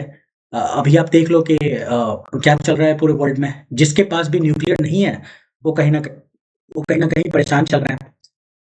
पीएसआईआर में आप देखोगे कि एक न्यूक्लियर डेटरेंस की थ्योरी है, रियल पॉलिटिक में आता है वो थ्योरी, ठीक है, तो वो है हेल्थ है। ये सारी चीजें जो है, ये सारी वो चीजें हैं। लेट्स सपोज ना कि आप समझो कि इसके लिए या तो मार्केट नहीं है या फिर प्रॉफिटेबल नहीं है। ओके, ये सोसाइटी का गोल भी है, तो कौन करेगा इन चीजों को? कंपनीज तो करने नहीं आ रही है क्योंकि उनको ये प्रॉफिटेबल नहीं लग रहा है। एजुकेशन प्रॉफिटेबल लेट्स सपोज नहीं लग रहा है, elementary education, school education let's suppose कि वो नहीं बहुत ज्यादा प्रॉफिटेबल लग रहा है कंपनी को, इसलिए बड़ी कंपनीज नहीं आई हुई है। जियो के अपने, रिलायंस के अपने कुछ स्कूल्स हैं, बट वो बहुत टॉप नॉच स्कूल्स हैं, लाइक वो जहाँ फीस करोड़ों में जा रहा है। ओके, बट अगर हम लोगों को मास को एजुकेशन देना है जहाँ पे खर्चा इनफ है, मतलब बहुत ज्यादा है। ओके, हमारा ऑलमोस्ट 3% के आसपास जो जीडीपी है, हमारा जीडीपी 4 ट्रिलियन का है, उसका 3% आप समझो ये कितना बड़ा फिगर है। ये एजुकेशन सेक्टर में खर्च करना है, ये प्राइवेट कंपनी नहीं करेगी। तो इसके लिए कौन इंटरवीन करेगा? गवर्नमेंट इंटरवीन करेगी, करना पड़ेगा।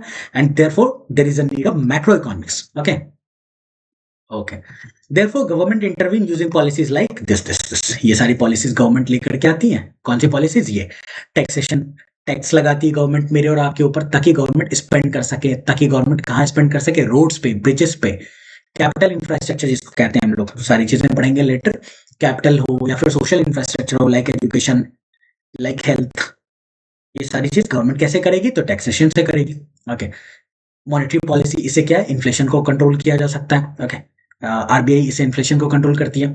इंटरेस्ट रेट चेंज करके जो है लिक्विडिटी को चेंज किया जाता है मार्केट में, ताकि ग्रोथ हो सके। ओके, ताकि और भी क्या, और इससे भी इन्फ्लेशन को कंट्रोल किया जाता है। Okay, employment policies. ओके, तो ये सारी चीजें हैं, ये सारा वो इंटरवेंशन है स्टेट का, गवर्नमेंट का वो सारा इंटरवेंशन है, ताकि मैक्रो इकोनॉमिक स्टेबिलिटी को मेंटेन किया जा सके। Okay, and when we talk about macro economic stability, तो मेजरली कुछ चीजों, जो 4 चीज मैंने बताई थी, 4 मेजर ऑब्जेक्टिव्स, उसके अलावा भी आप देखोगे तो आपको एक्सचेंज रेट दिख जाएगा। ये सारे क्या है? ये सब मैक्रो इकोनॉमिक स्टेबिलिटी है। ग्रोथ, मैंने बात किया था, growth, distribution of income, inflation, और क्या था? एम्प्लॉयमेंट, अनएम्प्लॉयमेंट, ये सारी चीजें। ओके, तो macro economic study the effects of markets of taxation and other budgetary policy. Macro economy क्या स्टडी कर रहा है? गवर्नमेंट की जो ये सारी पॉलिसीज है ना, ये सारी जो पॉलिसी है गवर्नमेंट की, ये कैसा काम कर रहा है। ओके, ठीक है। लिंकेजेस मैंने बताया मैक्रो एंड माइक्रो इकोनॉमिक्स के बारे में। बिकॉज इट हैज जो मैक्रो इकोनॉमिक रूट है माइक्रो इकोनॉमी का। ओके क्यों है? क्योंकि जैसे मैक्रो इकोनॉमी के जो भी पैरामीटर है ना, लेट्स सपोज एक पैरामीटर इन्फ्लेशन है, वो इम्पैक्ट करता है, वो इम्पैक्ट करेगा सोप बनाने वाले माइक्रो इकोनॉमिक सेक्टर को भी, वो डिफाइन करेगा, वो रिफाइनरी सेक्टर को भी इम्पैक्ट करेगा, वो रिफाइनरी सेक्टर जो है उसको भी इम्पैक्ट करेगा। तो मैक्रो इकोनॉमिक्स जो है, इसके जो पैरामीटर्स हैं, like inflation, like employment, unemployment, like growth rate, ये सारी चीजें जो है वो इंडिविजुअल कंपनीज को भी अफेक्ट करता है। सो ये चीजें लिखी हुई है। ओके ठीक है।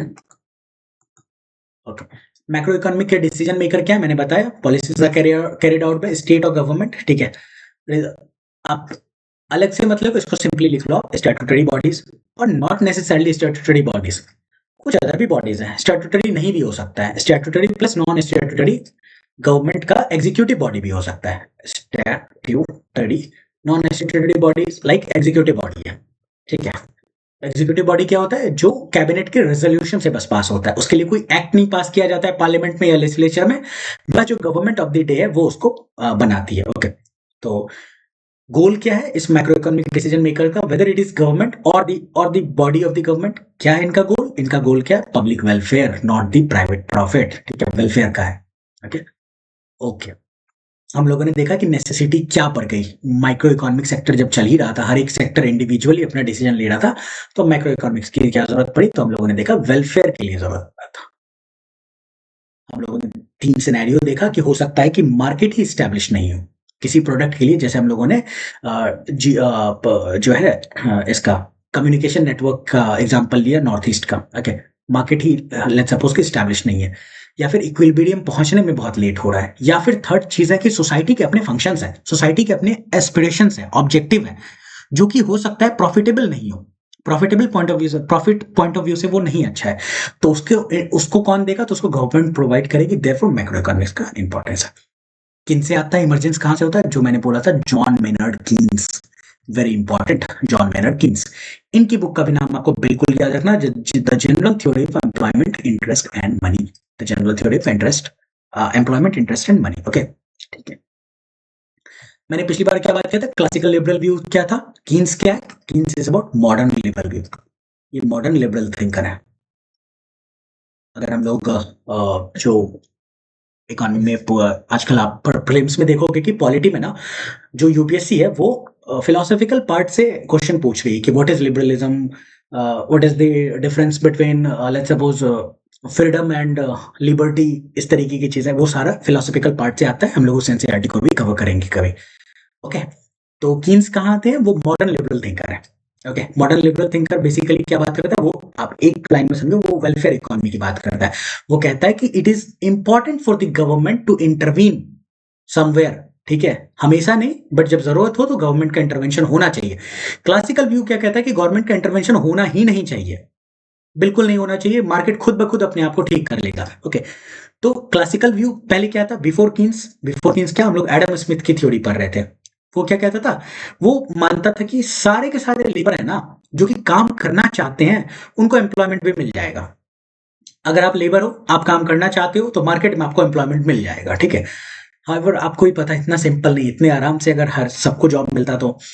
उसके बाद factories would operate at full capacity, full capacity पे काम कर रहा होगा कि जो मशीन है, लेट्स सपोज एक मशीन को जो है वो 100 प्रोडक्ट एक दिन में बना सकती है, तो वो 100 का 100 प्रोडक्ट डेली बना रही होगी। ऐसा नहीं कि किसी दिन 80 बना रही हो, किसी दिन 120 बना रही हो। ठीक है, वो 100 बना रही हो, फुल कैपेसिटी पे काम कर रही होगी। ये कौन समझता था? वो क्लासिकल लेवल थिंकर्स इस तरीके का एजम्पशन रखते थे। ओके ये क्लासिकल ट्रेडिशन है। उसके बाद क्या हुआ? Great depression of the 1929, great depression, पूरी की पूरी इकोनॉमी जो है वो बिल्कुल ह्यूज डिप्रेशन में चली गई। डिप्रेशन मतलब ग्रोथ रेट, ग्रोथ जो है, नॉट ग्रोथ रेट, जो पूरा का पूरा ग्रोथ है ना वो नेगेटिव की तरफ जा रहा है। ओके ग्रोथ रेट क्या है?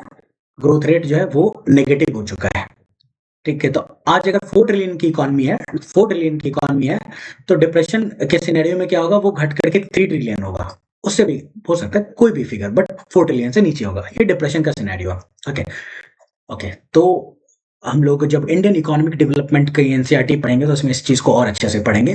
ओके ये हमारा आज का मोटिव नहीं है कि ग्रेट डिप्रेशन क्यों हुआ, क्या हुआ, नहीं हुआ। ओके तो की फैक्ट्स, ग्रेट डिप्रेशन का की इफेक्ट क्या था कि massive fall in output. Output मतलब जो भी प्रोड्यूस किया जा रहा था इकोनॉमी में वो बिल्कुल गिर गया। अब अगर प्रोडक्ट का डिमांड ही नहीं है तो लेबर्स इतने हायर करके क्या करेंगे? एक्स्ट्रा लेबर्स को फायर किया जाएगा तो एम्प्लॉयमेंट में भी मैसिव फॉल होगा।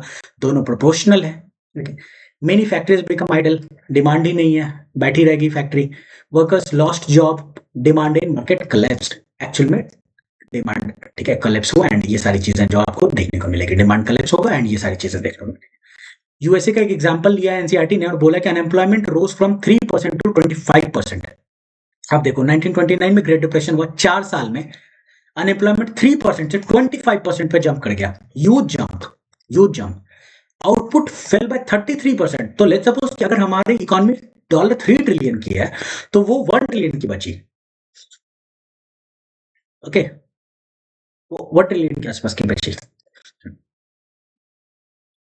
ओके, ठीक है। This prove that long lasting unemployment could exist, बिल्कुल, which classical theory could not explain. Classical क्यों मॉडर्न लिबरल थ्योरी की जरूरत पड़ी? मॉडर्न थ्योरी की क्यों जरूरत पड़ी?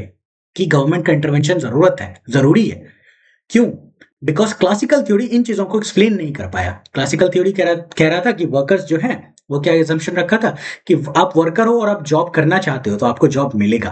वो बता नहीं पाया कि जॉब लॉस क्यों हो रहा है, लॉस क्यों हुआ इस तरीके से। ओके, और जो कैपेसिटी है, हर कंपनी जो अपनी फुल कैपेसिटी पे काम करेगा, तो अगर सब फुल कैपेसिटी पे काम कर रहे हैं तो आउटपुट क्यों फॉल कर रहा है? ओके, इन चीजों को कौन नहीं एक्सप्लेन कर पा रहा है? क्लासिकल थ्योरी नहीं एक्सप्लेन कर पा रही। देयरफॉर अब क्या है? Modern liberal theory, modern liberal economic theory जो है, ठीक है, उसमें जो मेजर कंट्रीब्यूशन है वो जॉन मेनर्ड कीन्स का है। ओके, इनकी बुक का क्या नाम है हम लोगों ने ऊपर देखा था। ओके, तो कीन ने बोला कि हर एक सेक्टर को नहीं देखा जा सकता है, आपको पूरी इकोनॉमी को भी एज अ होल समझना होगा, पूरी इकोनॉमी को भी एज अ होल समझना होगा। ओके, क्योंकि हर एक सेक्टर एक दूसरे के ऊपर इंटरडिपेंडेंट है।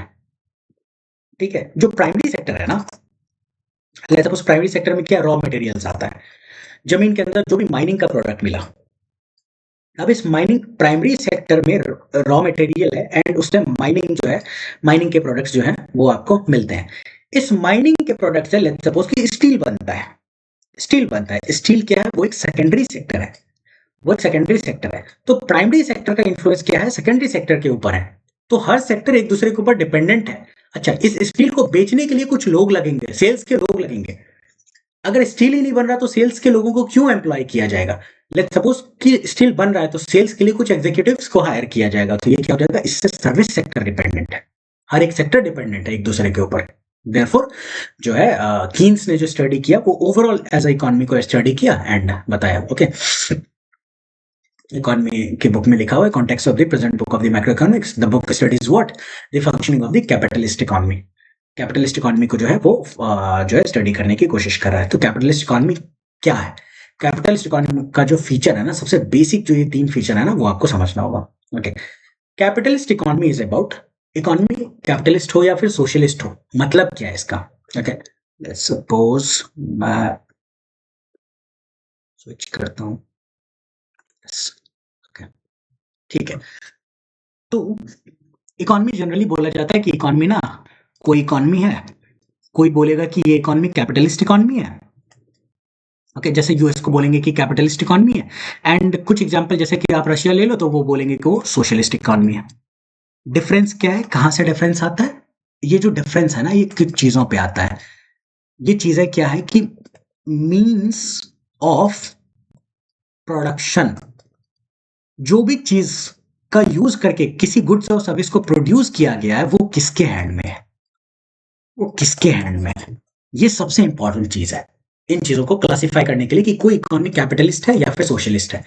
देखा जाता है कि मीन्स ऑफ प्रोडक्शन जो है ना, कैपिटलिस्ट इकोनॉमी में हम लोग सी से कैपिटलिस्ट को डिनोट करते हैं, तो जो कैपिटलिस्ट इकोनॉमी है उसमें जो मीन्स ऑफ प्रोडक्शन होता है वो जनरली प्राइवेट हैंड में होता है।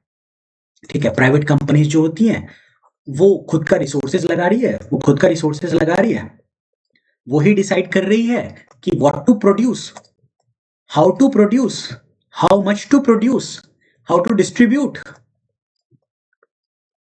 ये सारे वो क्वेश्चंस हैं जो कि दोनों इकोनॉमी में डील किया जाता है। आगे कि कौन अपने रिसोर्सेज को लगा रहा है, मीन्स ऑफ प्रोडक्शन किसके पास है। ठीक है, तो प्राइवेट हैंड में है कैपिटलिस्ट में।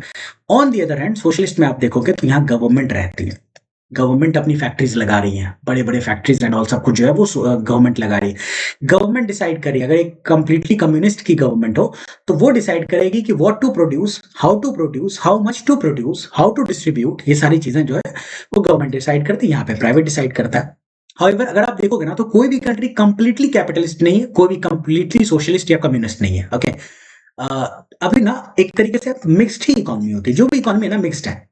इंडिया भी एक एग्जांपल है मिक्स्ड इकोनॉमी का। ओके, जहाँ पे कुछ सेक्टर्स जो है वो प्राइवेट मोस्टली डील कर रहा है एंड कुछ सेक्टर्स जो है वो गवर्नमेंट के पास है। तो लेट्स सपोज आप इंडिया देखोगे तो एटॉमिक एनर्जी, रेलवे में जो ट्रांसपोर्ट है, ओके, रेलवे में जो पैसेंजर ट्रांसपोर्ट एंड ऑल है वो रेलवे, ठीक है, ये किसके पास है, गवर्नमेंट के पास है। इस तरीके की चीजें एंड प्राइवेट बहुत सारी और चीजों से डील कर रहा है। ओके, तो इकोनॉमी कैसा है, मिक्स्ड इकोनॉमी है कि दोनों मिलकर के डिसाइड कर रहे हैं, दोनों का अपना स्पेयर ऑफ इन्फ्लुएंस है, दोनों का अपना स्पेयर सेक्टर्स है जहां पे वो डील करते हैं। ओके, सो इस बेसिस पे बांटा जाता है। ओके, ठीक है, यस, ओके। तो क्या फीचर्स है कैपिटलिस्ट इकोनॉमी का, फीचर क्या है, ownership of the means of production, मैंने बात किया था कैपिटलिस्ट इकोनॉमी में किसके पास है, it is with the private sector. Okay, अच्छा, कैपिटलिस्ट इकोनॉमी जो भी है उसमें जो चीजों को प्रोड्यूस किया जा रहा है, गुड्स और सर्विस को प्रोड्यूस किया जा रहा है, वो किस चीज के लिए प्रोड्यूस किया जा रहा है, मार्केट में सेल करने के लिए किया जा रहा है। क्यों, ताकि इससे प्रॉफिट होगा। ओके, एंड यहाँ क्या फॉलो किया जाता है, वेज लेबर सिस्टम फॉलो किया जाता है। ये तीन जो है चीज है कि मीन्स ऑफ प्रोडक्शन किसके पास है, means of ownership of the means of production. Means of production का मतलब वो चीज जो यूज करके कोई गुड्स और सर्विस को प्रोड्यूस किया जाए। लेट्स सपोज कि ये एक पेन है, ओके, इसको प्रोड्यूस करने के लिए कुछ प्लास्टिक लगा है, इसके अंदर कुछ बैटरी लगा होगा या जो भी लगा है, ठीक है, ये सारी चीजें लगी है। अब इसको प्रोड्यूस करने के लिए ये एक private company XP pen produce कर रही है, इसको प्रोड्यूस कर रही है। तो जो मीन्स ऑफ प्रोडक्शन है कि प्लास्टिक एंड ऑल सारी चीजें, वो मशीन उनके पास होगा सब कुछ, तो वो किसके पास है, वो प्राइवेट के पास है कैपिटलिस्ट इकोनॉमी में। अच्छा, इसको जो प्रोड्यूस किया गया वो किस चीज के लिए प्रोड्यूस किया गया, ये खुद के लिए नहीं कर रही है वो कंपनी। ओके, ये मार्केट में सेल करने के लिए प्रोड्यूस करती है, ठीक है। अच्छा, इसको प्रोड्यूस करने के लिए कुछ लोग चाहिए होंगे, कुछ मशीन लगा होगा। तो जो लोग लगे होंगे वो कैसे काम कर रहे हैं, वो कोई ऐसा फोर्स लेबर तो है नहीं, तो वेज दिया जा रहा होगा, उनको पैसे दिए जा रहे होंगे ताकि वो पूरे दिन लगा करके इस पेन को प्रोड्यूस करें। ओके, तो वेज लेबर सिस्टम है। ओके, तो इकोनॉमी ने जो एनसीईआरटी है उसमें ने दो चीज को डिफाइन कर रखा था कि what is wage rate and what is veg labour. मैंने इसलिए उसको यहाँ पे इंक्लूड कर दिया है कि वेज रेट क्या है, सिंपल चीज कि मैं कंपनी हूँ, जो मैं वो एक्सपी पेन कंपनी हूँ जो ये प्रोड्यूस करता है, मुझे एक इंसान चाहिए, एक पर्सन चाहिए जो कि इसको प्रोड्यूस करे, ठीक है, जो मशीन के साथ काम करे एंड इसको प्रोड्यूस करे। तो मैं उसको हायर करूंगा, मैं बोलूंगा कि आपको दिन के, मैं लेट्स सपोज कि मैं आपको दिन के 5,000 दूंगा, ठीक है। तो इसको क्या कहते हैं, वेज रेट, कि जब जो है एक्सचेंज ऑफ सर्विस, वो लेबर दे रहा है मुझे और मैं उसको वेज दे रहा हूँ, किस रेट पे, एक पैसे दिए जाएंगे, तो उसको क्या बोलते हैं हम लोग, वेज रेट कहते हैं। ओके, कि sale and purchase of the labour service, labour की सर्विस, मैंने वो लेबर की सर्विस ली, ठीक है, उसने सेल किया, मैंने परचेज किया लेबर की सर्विस को, उसके बदले में मैंने क्या दिया, किस रेट पे मैं आपको क्या पैसे दूंगा, उसको हम लोग क्या कहते हैं, वेज रेट कहते हैं। ओके, एंड जो पर्सन होगा उसको हम लोग क्या बोलेंगे, वेज लेबर बोलेंगे। क्यों, बिकॉज वो फ्री में काम नहीं कर रहा है, वो वेज लेके काम कर रहा है, therefore he is a veg labour, and वो जो रेट है उसको हम लोग वेज रेट बोलेंगे। ओके, ठीक है। कैपिटलिस्ट एंटरप्राइज की बात कर रहे हैं हम लोग। A typical firm use 3 factors of production. Okay, इसको हम लोग थोड़ा सा डिटेल में देखेंगे एंड आई होप इसके बाद कुछ है नहीं ज्यादा। ओके, ठीक है। तो जो फैक्टर्स ऑफ प्रोडक्शन है ना, इसको समझने की बहुत जरूरत है। ओके, तो प्रोडक्शन प्रोसेस को हम लोग थोड़ा सा पहले देख लेते हैं। प्रोडक्शन प्रोसेस में है क्या कि कुछ इनपुट यूज किया जा रहा है, इनपुट यूज करके कुछ आउटपुट बनाया जा रहा है। जैसे हम लोगों ने बोला कि इसमें प्लास्टिक यूज हुआ है, इसमें एक निब यूज हुआ है, कुछ रबर यूज हुआ है, ये सारा क्या इनपुट, रबर क्या है, प्लास्टिक रबर, ये सारी चीज क्या इनपुट, इसको लेकर के एक पेन प्रोड्यूस किया गया, एक आउटपुट प्रोड्यूस किया गया। ओके, तो प्रोडक्शन प्रोसेस में क्या इनपुट है जिससे आउटपुट बनाना है। अच्छा, वो जो आउटपुट बना, ये जो पेन बना, इसको सेल करना है, सेल कहाँ करना, मार्केट में सेल करना है। ओके, खुद के लिए तो नहीं बना रहे बैठ करके, ठीक है, मार्केट में सेल करेंगे एंड इससे क्या आएगा, इससे रेवेन्यू आएगा, इससे क्या होगा, रेवेन्यू जनरेट होगा। ओके, इससे रेवेन्यू जनरेट होगा, ठीक है। ओके, तो अब हम लोग थोड़ा सा फैक्टर्स ऑफ प्रोडक्शन को देख लेते हैं, काफी इंपॉर्टेंट है एंड आई बिलीव कि वो आपने अभी तक गलत ही पढ़ा होगा। ओके, यस, ओके, तो we are dealing with factors of production. क्या होता है फैक्टर्स ऑफ प्रोडक्शन? ओके, किसी चीज को प्रोड्यूस करने के लिए क्या क्या फैक्टर्स की जरूरत है, क्या क्या इनपुट की जरूरत है ताकि किसी आउटपुट को प्रोड्यूस किया जा सके, इसको हम लोग फैक्टर्स ऑफ प्रोडक्शन कहते हैं। अच्छा, जो भी इनपुट लगेगा किसी आउटपुट को प्रोड्यूस करने के लिए, आउटपुट का एक प्राइस होगा, लेट्स सपोज प्राइस एक्स है, ठीक है, लेट्स सपोज कि प्राइस एक्स नहीं, आप बोलो कि 100 रुपीज का है, ओके, इस पेन का प्राइस लेट्स सपोज 100 रुपीज है, इसमें इनपुट लगा था, प्लास्टिक लगा था, रबर लगा था, हर चीज है। तो हर एक इनपुट को जो आप यूज करोगे तो उसके लिए आप एक पेमेंट करोगे, इनपुट यूज करोगे उसके लिए पेमेंट यूज करोगे, ठीक है। तो ये सारा जो पेमेंट है ना, इसको हम लोग कहते हैं फैक्टर पेमेंट। इसको क्या कहते हैं? फैक्टर पेमेंट, ठीक है। कि हर एक फैक्टर ऑफ प्रोडक्शन, एक चीज को प्रोड्यूस करने के लिए जो भी इनपुट लगा, उस इनपुट के बदले में आपको पैसे देने पड़ रहे हैं, वो जो कंपनी होगी वो पे करेगी, ठीक है, रबर का पे करेगी, प्लास्टिक का पे करेगी, निब का पे करेगी, एवरीथिंग, ओके। उन चीजों को, इसको गोल बनाने के लिए, एक शेप में लाने के लिए एक मशीन होगा, ओके, तो उस मशीन का भी जो है एक प्राइस होगा, वो भी पे करेगी, रेंट के थ्रू पे करे या फिर खरीद के पे करे, ओके, तो उस तरीके से होगा। तो इसको हम लोग कहते हैं फैक्टर्स ऑफ प्रोडक्शन, एंड उस हर फैक्टर ऑफ प्रोडक्शन के करस्पॉन्डिंग जो पेमेंट किया जा रहा है उसको हम लोग कहते हैं फैक्टर पेमेंट, ओके। ओके, ये चीज है फैक्टर पेमेंट या फैक्टर इनकम कह लो आप, ज्यादा टर्म जो यूज होता है वो फैक्टर इनकम है, ठीक है। So this is the thing, okay. तो फैक्टर्स ऑफ प्रोडक्शन है क्या, ये सारी चीज हम लोगों ने देख लिया। तो फैक्टर्स ऑफ प्रोडक्शन कितने होते हैं? तो 4 फैक्टर्स ऑफ प्रोडक्शन है, 4 फैक्टर्स ऑफ प्रोडक्शन है। एंड माइंड यू, आपको आज तक बोला गया होगा फैक्टर्स ऑफ प्रोडक्शन है land, labour, capital and entrepreneurship बोला गया होगा। However, land is just one component, okay, it is just one component of a broad thing called natural resource. तो आज से आप क्या बोलोगे? लैंड नहीं बोलोगे, आप बोलोगे नेचुरल रिसोर्स। नेचुरल रिसोर्स में क्या क्या आता है, ये इंपॉर्टेंट है, ये बहुत सिंपलिस्टिक तरीके से पढ़ा दिया जाता है, इसलिए ये पढ़ाने की जरूरत है, okay. Land, sorry, natural resource, yes yes, it includes land, बिल्कुल, बट इट ऑल्सो इंक्लूड कि लैंड के ऊपर क्या प्रोड्यूस हो रहा है, ये ऑल्सो इंक्लूड कि यहाँ पे कुछ रॉ मटेरियल मिल रहा है क्या, लेट्स सपोज यहाँ कोल मिल रहा है क्या, यहाँ पे पेट्रोल मिल रहा है क्या, पेट्रोलियम प्रोडक्ट्स मिल रहा है क्या, ओके। लेट्स सपोज यहाँ लैंड खत्म होता है एंड यहाँ से जो है सी चालू होता है, ठीक है, यहाँ वाटर है, ये सी का बेस है, इस बेस के नीचे भी कुछ रॉ मटेरियल मिल रहा है, ठीक है। इस पानी में क्या मिलता है? लेट्स सपोज पॉलीमेटालिक नोड्यूल्स मिलता है, इसमें क्या मिलता है? पॉलीमेटालिक नोड्यूल, रॉ मटेरियल, ये सारी चीजें जरूरत होती है किसी चीज को प्रोड्यूस करने में, ओके। तो natural resource is the first factor of production, ठीक है, जो भी मदर अर्थ दे रही है। इसके करस्पॉन्डिंग जो फैक्टर इनकम है उसको हम लोग कहते हैं रेंट, ओके। इसको हम लोग क्या है, कॉमन टर्म यूज करते हैं, रेंट यूज करते हैं, ओके। 4 फैक्टर्स ऑफ प्रोडक्शन में जो पहला है वो है नेचुरल रिसोर्स, ओके। सेकंड क्या है? Second thing is about natural resource के बाद हम लोगों ने बोला लेबर, ठीक है। Labour is about what? Labour is the time spent by a person on what, whether वो मेहनत फिजिकल तरीके से कर रहा है या फिर इंटेलेक्चुअल कर रहा है, ताकि एक चीज को प्रोड्यूस किया जा सके। लेट्स सपोज कि आईफोन 17 प्रो मैक्स आया, अब उसको प्रोड्यूस करने से पहले कि फिजिकल लेबर लगे, मशीन लगे, उससे पहले किसी ने उसके ऊपर रिसर्च एंड डेवलपमेंट किया होगा कि इसका कैमरा का क्वालिटी क्या होगा एंड ऑल। तो वहां पे क्या हो रहा है? पहले इंटेलेक्चुअल वर्क हो रहा है, प्रोटोटाइप बनाया जा रहा है, कुछ किया जा रहा है, एंड देन फिर वो मास में प्रोड्यूस किया जा रहा है। उसके लिए असेंबली लाइन पे बहुत लोग लगेंगे जो असेंबल करेंगे, ठीक है।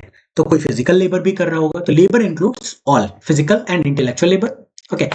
इसके करस्पॉन्डिंग जो फैक्टर इनकम है उसको हम लोग कहते हैं wage, okay, wage, common term है wage, okay. Third factor of production क्या है? नेचुरल रिसोर्स एंड लेबर के बाद क्या है? Capital, very important, very very important, okay. Capital is what? Capital is वो सारी चीजें, वो सारे टूल्स, मशीन, जिसको यूज करके ना हम लोग एक फाइनल प्रोडक्ट बनाने की कोशिश कर रहे हैं, ओके।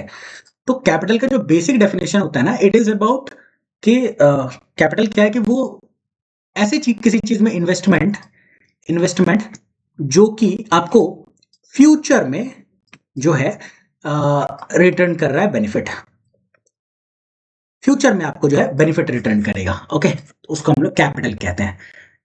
लेट्स सपोज कि एक अकाउंटेंट है, ठीक है, एक अकाउंटेंट है, एक सीए है, ठीक है, लेट्स सपोज एक सीए, एंड उनको कंपनी ऑडिट करनी है। ऑडिट करनी तो बहुत बड़ा बड़ा कैलकुलेशन करना पड़ेगा, तो उनको क्या जरूरत पड़ेगा, कैलकुलेटर पड़ेगा। ठीक है, इस कैलकुलेटर को यूज करके उन्होंने एक ऑडिट शीट बनाया। ठीक है, ऑडिट शीट बनाया, तो ये क्या है, एक फाइनल प्रोडक्ट है। उसके लिए एक कैपिटल, एक वो टूल या मशीन जिसको जो हेल्प करती है हम लोग को एक फाइनल प्रोडक्ट बनाने में। तो कैलकुलेटर यहाँ पे क्या हो जाएगा, ये एक कैपिटल इंस्ट्रूमेंट हो जाएगा, ये कैपिटल हो जाएगा। Okay, so this is capital. Capital is not money. ठीक है, money is used to invest, to purchase tools and machine in order to produce a good. Okay, money को यूज करते हैं हम लोग ताकि हम लोग कोई ऐसा टूल, मशीन, कोई भी ऐसी चीज खरीद सकें जिसको किसी ऐसी चीज को खरीद सके, इन्वेस्ट कर सके जो हमें फ्यूचर में बेनिफिट रिटर्न करेगा।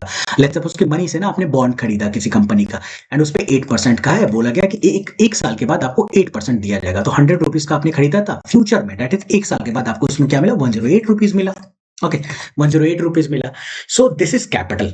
Okay, this is third factor of production. अच्छा, कैपिटल का नेचर क्या है ना कि capital it increases the productivity of above two factors of production, that is labor and natural resource। इन दोनों की प्रोडक्टिविटी बढ़ जाती है। लेट्स सपोज कि इस मशीन को हाथ से बनाना हो, इस पेन को, वर्सेस एक मशीन ले आएगा। अब एक इंडिविजुअल पर्सन अगर इसको गोल करके बनाने लगे तो एक दिन में हो सकता है 10 पेन भी ना बने, बट एक मशीन जो है हजारों एक दिन में प्रोड्यूस कर सकता है। देयरफॉर कैपिटल ने क्या किया, उसी एक लेबर, वो एक लेबर जो 10 प्रोड्यूस कर रहा था, वही एक लेबर अब 1000 प्रोड्यूस कर रहा है एक दिन में। किसकी वजह से, कैपिटल की वजह से। therefore capital does what, capital increases the productivity of labor। it increases what, it increases the productivity of labor। okay, what is the fourth factor of production? The fourth factor of production is entrepreneurship। entrepreneurship को अलग से मानते हैं, नहीं मानते, but अब हम लोग मान के चलेंगे entrepreneurship।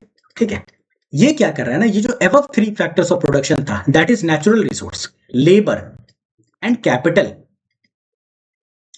इस तीनों का बेस्ट यूज करेगा वो मैनेजमेंट का सिंपल जो है, सॉरी, जो है वो आरएक्स होता है। ठीक है, तो जो है मैनेजमेंट करेगा इन 3 चीजों का, ताकि गुड्स और सर्विस जो प्रोड्यूस किया जा रहा है ना, वो बहुत अच्छे से प्रोड्यूस हो। ठीक है, क्वालिटी अच्छे से ज्यादा हो, क्वांटिटी ज्यादा से ज्यादा हो। ठीक है, एंटरप्रेन्योरशिप सबको मैनेज करेगा, वो लेबर को भी मैनेज करेगा कि एक लेबर को वेज कितना मिलना चाहिए। ओके, हर एक चीज को। तो फोर्थ फैक्टर ऑफ प्रोडक्शन क्या है, एंटरप्रेन्योरशिप। ओके, तो एंटरप्रेन्योरशिप के कॉरस्पॉन्डिंग जो फैक्टर इनकम है, इसको हम लोग क्या कहते हैं, इसको हम लोग कहते हैं फैक्टर इनकम, जो इसके कॉरस्पॉन्डिंग है उसको हम लोग प्रॉफिट कहते हैं।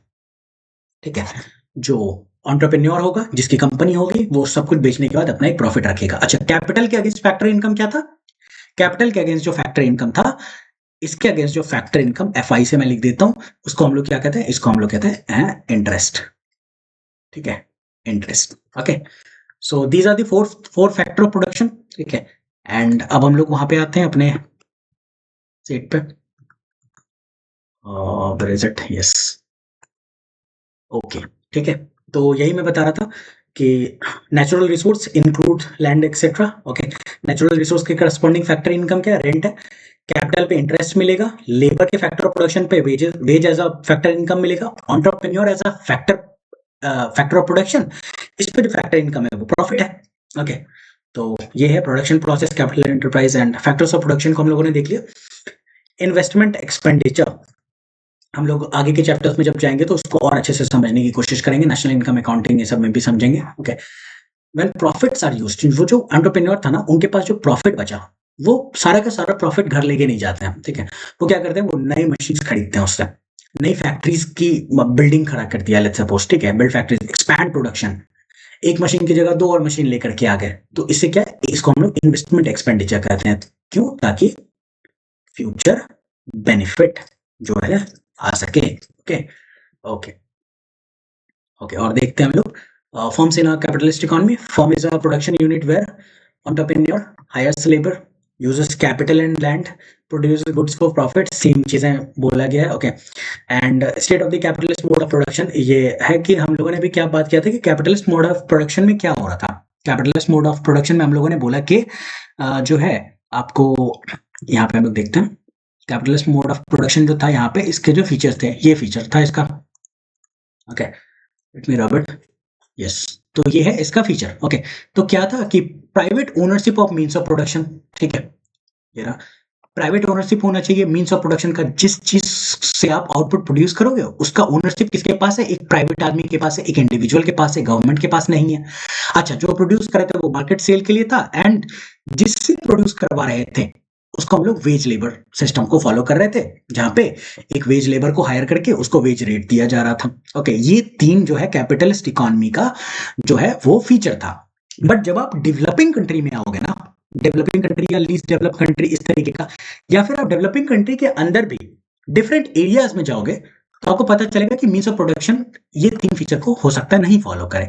लेट्स सपोज कि private ownership of means of production, अगर गवर्नमेंट के पास मीन्स ऑफ प्रोडक्शन हो तो ठीक है, मार्केट सेल के लिए नहीं है। लेट्स सपोज कि आप देखो कि जो एग्रीकल्चर है ना इंडिया में, मोस्ट ऑफ द स्टेट, बहुत सारे स्टेट में जो एग्रीकल्चर है उसमें जो स्मॉल एंड मार्जिनल फार्मर है वो ऑलमोस्ट 89% है।